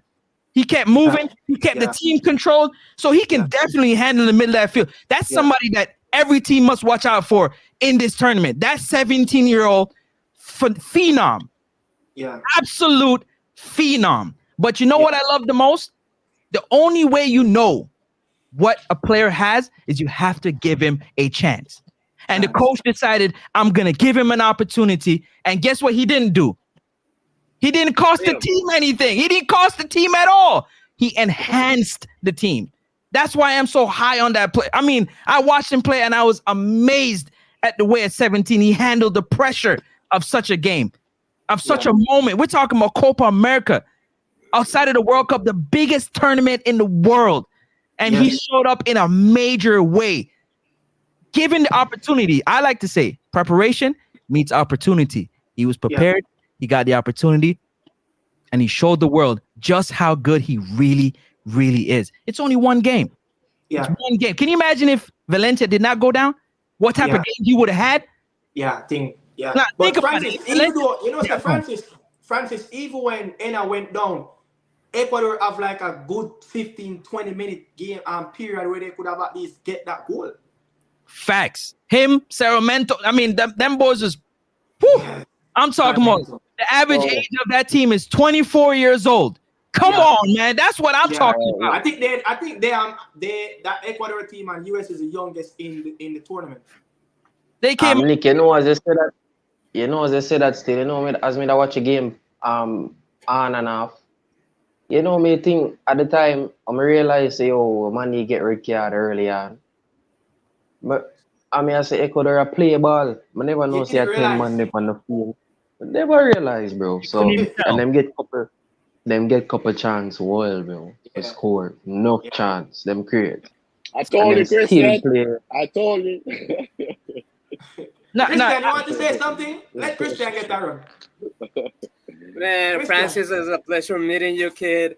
I totally agree with you. I like the confidence. I like the optimism. I like, like I said before, you guys may push me as an ego or whatever, but the thing is, it's a very thin line, and you have to be the best of the best. You have to have your expectations above average, and that's who you think you're supposed to be. And I think Paez is aiming that way, given the opportunity by the coach. He does not have yet, like I was telling Ricardo, have you seen him playing Libertadores? Have you seen him playing his own club? He does whatever he wants.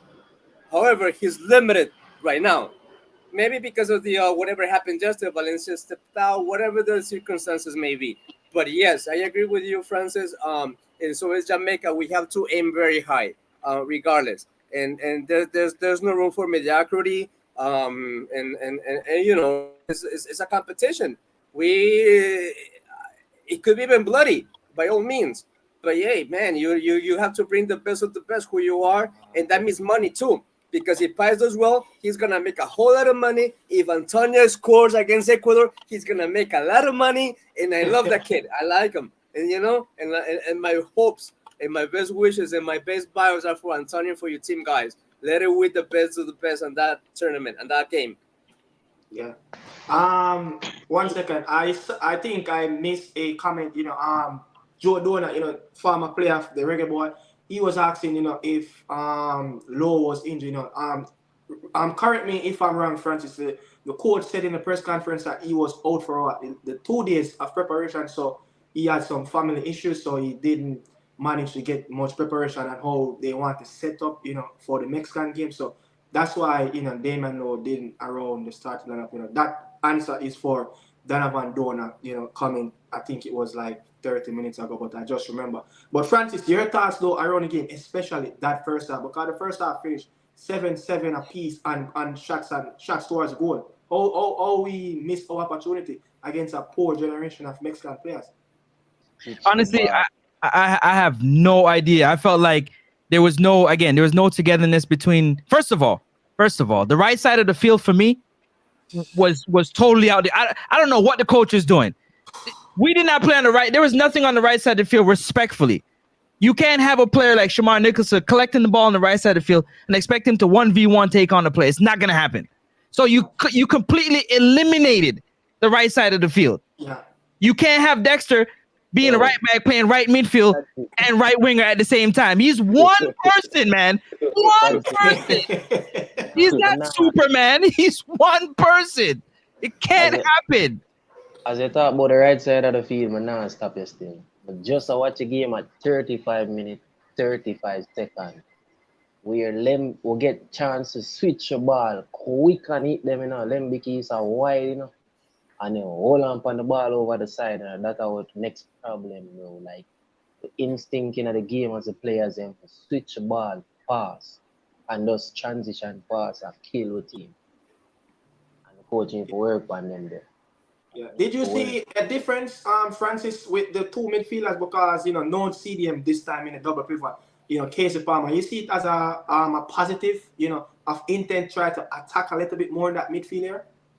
The positives and negatives. I think they can work together. The problem is the way I looked at it was two individual players just playing their own game out there. They weren't playing together.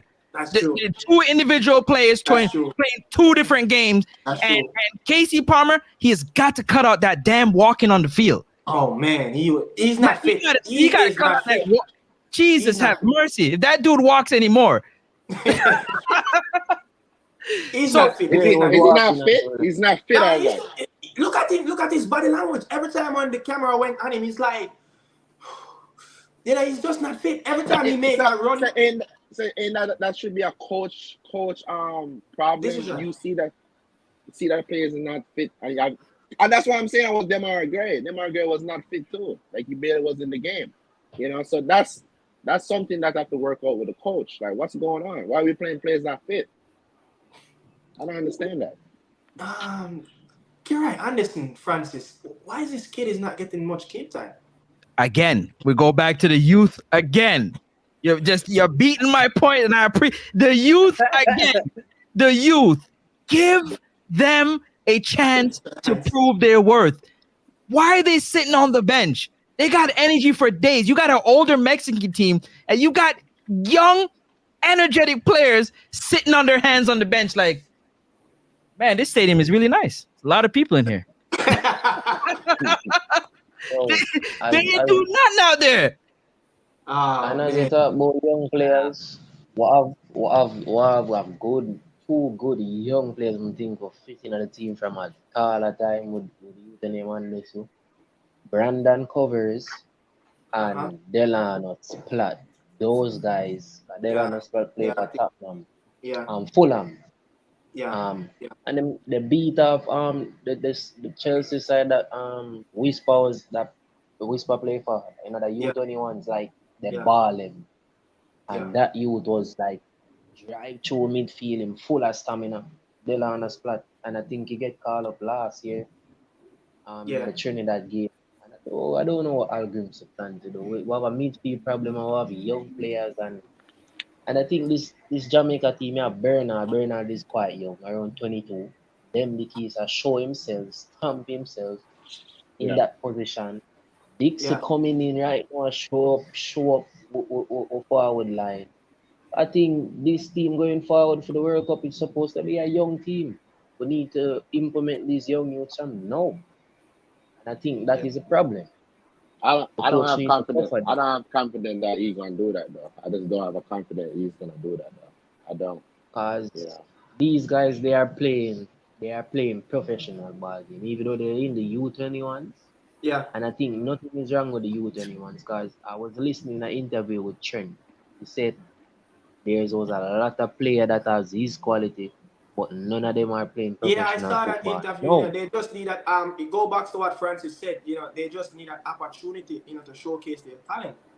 Yeah. Yeah, but when we're going Yeah. to start to use those players. But I mean, look at it, Francis. 2018. Bruce Arena was the coach for the U.S. men's national team. They failed to make it to the World Cup.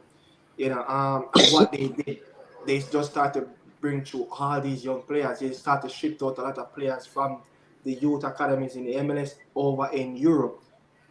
They know already the federation, our federation, Jamaica, 2026 will be in our backyard. 2026 will be without Mexico, Canada, and US in the World Cup qualifiers. Yeah, I think we missed or dropped the ball of trying to bring through the younger players from like 4 years ago, 3 years ago, trying to get them that preparation, that experience, and that their development in the national program, showcase them and try to nurture those talents with the older players, yeah, and try to let those players be on top until 2026. They will be older. They are not getting younger. They will be older. Have you ever heard the saying, guys? Have you ever heard the saying, two ships passing in the night? That's our younger and older players. They're like two ships. There's no information being passed. There's no. Let me teach you how to be a pro, because being a pro is a real thing. That's Yeah, why I said Paez is ready, because when the moment's the brightest, when the game is the most emotional, you want to be able to hold your composure. You want to be able to show that this moment isn't too bright for me. I am yeah, built to be here at this particular moment. And that's why I feel like relying for the club, waiting for the club teams to develop the players to play on the national team is where we're going wrong. yeah. I think Christian, what age did now with Kenji our Paez team, make his debut for Say it Ecuador? again. What age did Kenji Paez make his debut? What, 16, 17? 17. Yeah.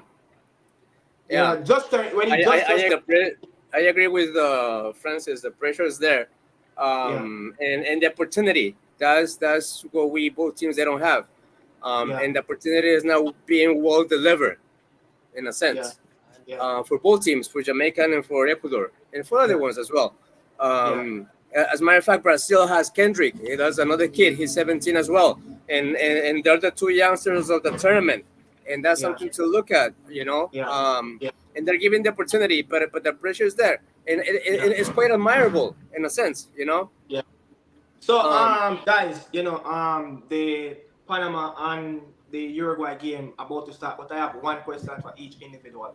Someone have said in the comments, earlier on that all the teams in the Caribbean are playing together, and you could see something on how they want to play, but we cannot see it for the Reggae Boys. Daniel, where we go from there? With the Dominican Republic, you can see a base that Marcelo Nevelet want to play when he came to the national stadium. How can we fix that issue going forward? We just have to get a structure in play. Mhm. We have at the youth level. We just have to give the players an opportunity. As what Francis said, Christian said, if the player is good enough, let him play. Get Yeah, what I'm saying? Like, why do we call up these players and add them on the bench if we're not gonna play them? yeah, What's the point? What's the point putting them in the national team if we're not gonna play them? You get what I'm yeah, saying? But if we're gonna have to get a structure, a style of play, we're gonna have to start from the youth level and coming up into the senior level. And I don't think we have that in play right now, but that's where to start up. And that's gonna go back down to the JFF. They're gonna yeah, have to do do we have confidence in are they gonna do these type of stuff? Like I just don't see it. I just don't see it happening. But Yeah. hopefully, this coach Grinson, he gives some of the youngsters opportunity to play, but he just have to be a little bit more brave. Yeah. Be a little bit more braver. You get what I'm saying? And give Yeah. the players, if they're good enough, if I don't care if they're 15, 14, I don't care. If they're good enough, play them. Yeah. Go ahead, Francis. Christian. I want to hear what Christian has to say. Oh, What Christian. was All that right. question Christian is again? in the dark. I can't see him. No, No, man. I mean, it comes to What a was the point where question? I think that I did like what Francis said as far as the youngster, the new generation, and just can't wrong with that. I mean, yes, I mean, yesterday it was heartfelting for me because this kid, what's his face, the red car, Valencia, he's Mhm. 34, and he's playing next to a 17-year-old kid. He could be his father by all means. What the heck, you know? And that's the scenario that we're in Jamaica and all, the teams, and it makes me brainstorm and say like, whoa, Yeah. um, and they're playing by themselves. We don't have a coach. Personally speaking, national team Ecuador does not have a coach whatsoever. Yeah. Maybe Jamaica you can do it, but personally, we don't have a coach. Yeah. And don't take it personal here for whatever background he is. But I dislike the guy. Yeah. Okay, and that's the thing. We're playing against each other's little kids. Yeah, there's Yeah. some older people, experience, whatever. But I mean, the field is like a high school type of thing. Like, what the heck. Yeah. What happened yesterday? So I'm honestly, I'm very frustrated. Bottom line, with Yeah. my shirt, with my team, because we haven't been able to do the due diligence as far as hiring the proper coach. Yeah. I'm gonna Francis, you piggyback want off what. something? Yeah, I'm gonna piggyback Nick, off what what was the question? you said. What was the question? Yeah, Nick Oh, did Dan ask Dan? a question. Yeah. Yeah, Nick Oh, asked a yeah. question. Someone said in the comment that all the teams around the Caribbean and what's that? Whose noise is that?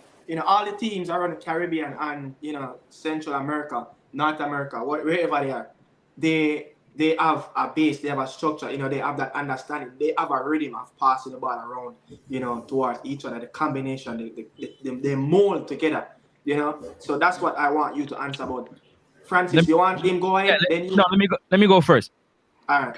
I'm gonna piggyback off what Christian said. 100%. I feel like our players on the field out there, Yeah. they don't trust each other. It's a big statement to make, but I think our midfielders and our forwards, they don't trust each other. Yeah. Think about let that simmer for a little bit, because when you trust, you play together. Number two, the coach of Ecuador, him and Coach Hargimson, they both coach together in Qatar. That's Don't forget true. that.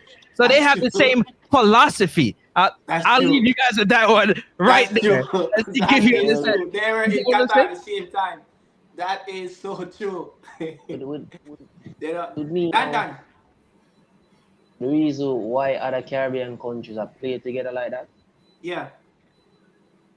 with specific with the Jamaican thing right now, as I said, maybe the coach, him the cultural wise, him not Yeah. really get that part of it there, where him realize him not understand the culture. And the last window the Yeah. Nations League where my ears say I forgot for baby Gardner and the next pass player Pretty Butler. to help him try to figure out how Yeah. we can set this team defensively, make me know say Yeah. this coach not really put the thing together himself. Him clueless. Yeah. If you have to call people outside to come in to help you for thing that this team here. As a coach, you're clueless and you lack ideas, you're lost to the thing. Yeah. Psychologically, as him say, we must say how the player them lost it psychologically. Him Yeah. lost it psychologically a long time ago. You know what I Yeah. mean? And I think other factors of it why in good man management with the team, like the same professionalism with the JFF, It not connect to the people in Jamaica. It's lack professionalism and the football not connected to the people. All no. I think that's one of the problems. You know what I mean? Yeah, it may look good. Yeah, we go up on the Instagram and we as the YouTubers them out. If it wasn't Yeah, for us, though, I think this team would be lost. yeah. The past 5 years ago, Jamaica team was Make it nobody quick was than that. talking about the team. So I Yes. think that's one of the problems. Yeah. You know what I mean? Why Yeah. I want to ask Francis a two-way question.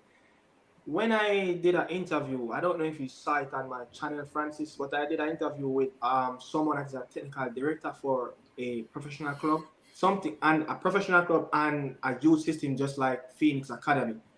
And he said that the Dominican coach, Marcelo Navarrete, he is the top leader for development of coaching in Dominican Republic. It's everything is down to him. He is the one that will direct and structure everything around Dominican Republic coaches and set a platform from the smallest team, in Dominican Republic to the senior level. You think that, with Coach Al Grimsby doing this madness dentist work in Iceland, it's like it's not connecting with what we want in Jamaica. To be honest with you, I think politics is one of our biggest things. I think football politics is going to be the speed bump in the road that's going to slow down the development of our youth. You understand? Yeah. I think Coach Hargrimson, put it like this: Coach Hargrimson has to do what he's told. If Coach Hargrimson doesn't do what he's told, he will be fired. Yeah. So he's coming in to a system that he's going to do the best he can with what he has, like Christian says, or he'll be shipped out. Point blank, period. So he's already tried to affect the youth system by developing structure for the U20 team down to the U17 team, but that takes time. But he's brought in here for results. He's not brought in here for infrastructure building. He's brought in for results on the football field. Yeah. But he can clearly see that there's a need for growth in the infrastructure and the system for Jamaican football. So really and truly, he's doing the best he can. Yeah. You know what I'm saying? I don't think what if his dentist work, again, I've heard it saying he got to learn the culture and what is our football identity? What is our football culture? Because I hear it all the time that he don't know our football. He does. Yeah. He's talked about it. He said we dribble with our head. Talk about it. Yeah. And he's trying to improve it in best way he can. Lack the awareness in our backline. Did you watch the Bolivia and US game? I certainly did. Did you?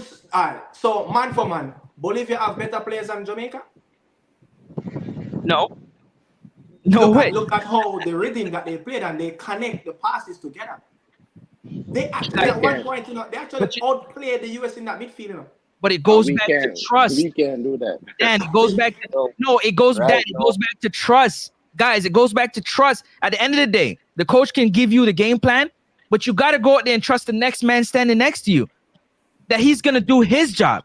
So if you don't feel in the back of your mind when the pressure is on that the player next to you or the man in front of you is going to do, it's like having a foxhole buddy. It's like going to war. If you don't believe the man next to you got your back, you're going to shoot for yourself. Yeah. And I see a lot of individual play on the field. Yeah. And so whether that's the coach's fault or the player's fault, I don't see no togetherness. But that's all I got to say. You feel like this could be one of the reasons why such man really leave out of the team and realize, say, oh, this thing, something not work. See, I work better. Need a year or so, and we not see no change. Wow, what really happened? You feel like that could have meant battle issue mental. 1,000%. Yeah. Could be. And then him realize he might get the scapegoat when we lose. All right. I got a video you guys got to watch. I'm going to drop a video tomorrow for y'all. Y'all got to watch that video. I ain't going to tell you about it, but that's going to speak on that same thing you just spoke about. Yeah. That's what I'm talking about. Because again, somebody got to be the scapegoat, don't they? Yeah. Yeah. Yeah. If man, me tell you, all right, you know, if him did day in the team yesterday and play and we lose, but him would have been playing. Because as a match play, the first thing will come out, you know, a Bailey. After the match, him are really the big name, you know, bro. Even the man in the team, even though some man still a say, yo, Bailey. It's like them can't, they want to hear news about Liam Bailey. Me, I watch a He's a program this morning. talisman. He's a I talisman watch a of the team. program this morning and somebody like the brother say, yo, he want to talk about the football. Every man I send things about Bailey party. You Them I have to send understand, things Bailey about is the Liam. man. Bailey is So just the man the around thing, this team. cause him love the team, bro. Him love the side. Him would show up at the damn game, bro. But me know say it really a battling mentally, brother. Yeah, Me that, I really, think that issue is a combination of a lot of stuff. It's not just down to one thing, you know. And the coach, I get the beat, you know. The The coach. coach I get the beat, you know. Yeah. Yeah. You know, but more, you know, but look, we're gonna wrap up right now because you know, I want to go and watch this Uruguay and Panama game. But Me too. in this Copa right now America, me watch it. in this Copa America, you know, you have 16 teams, around 10, between 10 and 12 of the coaches for the 16 teams are Argentinian. You think the next route for the Reggae Boys is to get a coach from South America? I don't know anyone. The question is out there to anyone to answer. Yeah, me been said this before arguments to come. We need a Mexican coach. You see the style of Mexico play the ball and move the ball quick, go down the lines, quick the ball, quick in the box. We Yeah. need a style like that with the players them always arrow, be aware and feel everything. I been say we need a Mexican coach. We need a Mexican. We need to develop. If we want to come out of this CONCACAF here and be top team.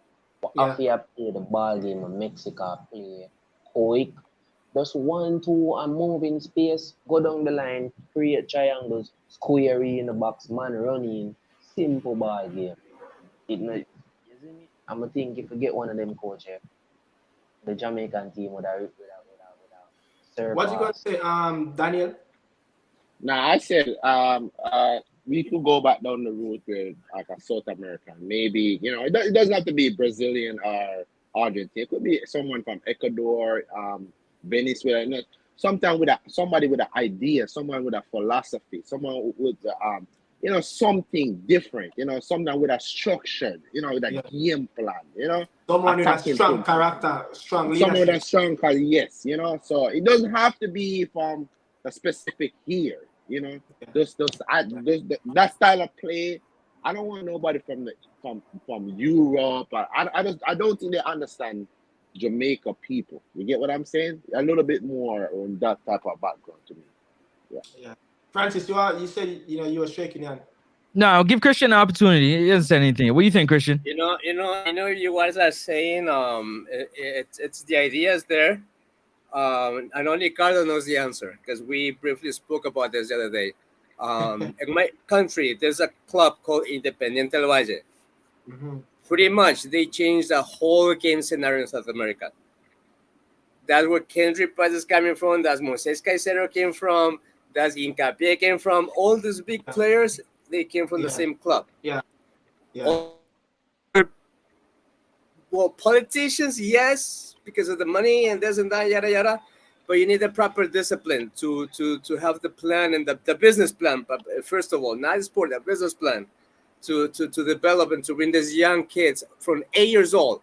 Like Paz, he was 8. He was neglected by Barcelona at the age of 8. And they said, no, you don't play.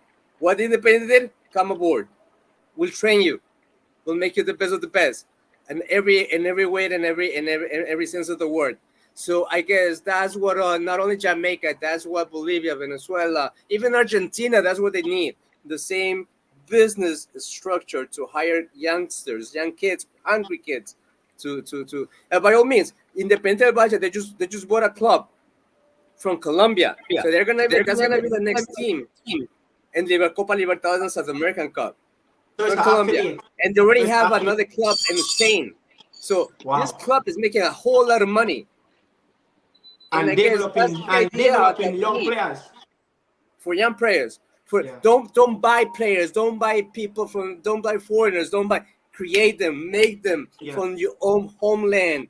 That's what Independiente del Valle is doing.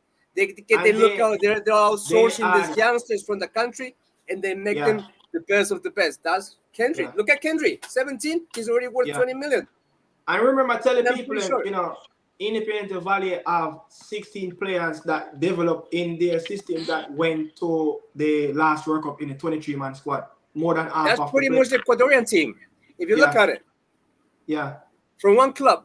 Now imagine if the 2-3 clubs they do the same. If they put the sources and mentality in the same source, the same, you know, man, we'll be the greatest. Yeah. But then politicians, money, people want to do their own things, you know. But I do admire Independiente. I'm very happy and my best hopes for them to keep bringing more players, keep selling them, make them grow and sell them to Europe. They're getting out of the way. And there's a growth, you know. And I'll wrap it up with that, man. I wish for Jamaica, even Dominicana, they should be doing the same thing. You know. I agree 100%. Baseball, even in the baseball, I hear so many things about baseball, like wow. But that's the infrastructure's there, the idea's there. No, it's just a matter of executing to be able to execute the result. Yeah. Whatever Christian said, I agree with him 100%. 100%. Who have we? Why haven't we invested? And again, it comes back to the politics. Investing in making sure we develop coaches, not only players, coaches, development, people who are going to develop footballers, physiotherapists, things that are going to help to enhance the whole entire system. It's a system. That's why it's an infrastructure and a system.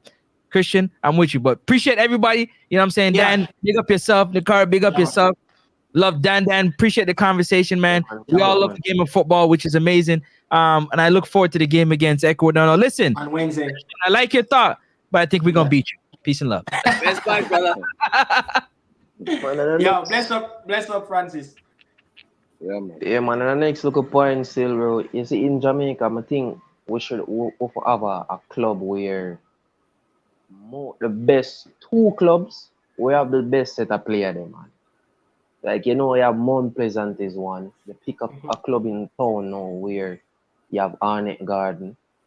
You know what people are going to follow. Like, the best set of ball of them there in our system, the same Jamaican system, so them can just fit in right in the national program. Like, pick them out. Who not get to go overseas, be in another club there. Them a get the right pay. Them a get Christian. They are getting them a get the right things, them the necessities them where I make them comfortable. Yeah. You know what I mean? You know why other players don't get picked in the national team? Well, I don't know the reason why. I don't know if it's where them come from or is an attitude problem. I don't know. It's politics. Politics. Yeah. Well, I think that is what that should stop now, because it's not gonna carry the football go forward. And I think this is where we need bigger heads to step in, changes, because we need the football for your progress, for the future of the youth them. And if we there to set the thing better for the youth. Yeah. You know what I mean? Man. Ricardo, I'm gonna bounce, and I highly appreciate honorable having you here. The bounce, the weather is gonna rain any minute. I will talk about it. Yeah. I can feel the wind. So I'm gonna bounce. I will text you. Pleasure talking to you guys. It's my honor being here, and I thank you a lot, guys. Thank you. Yeah, I will text you. Highly appreciate it. Yeah. All right, man. I will text you on WhatsApp. Yeah. So yeah, Dan, we're about to wrap up.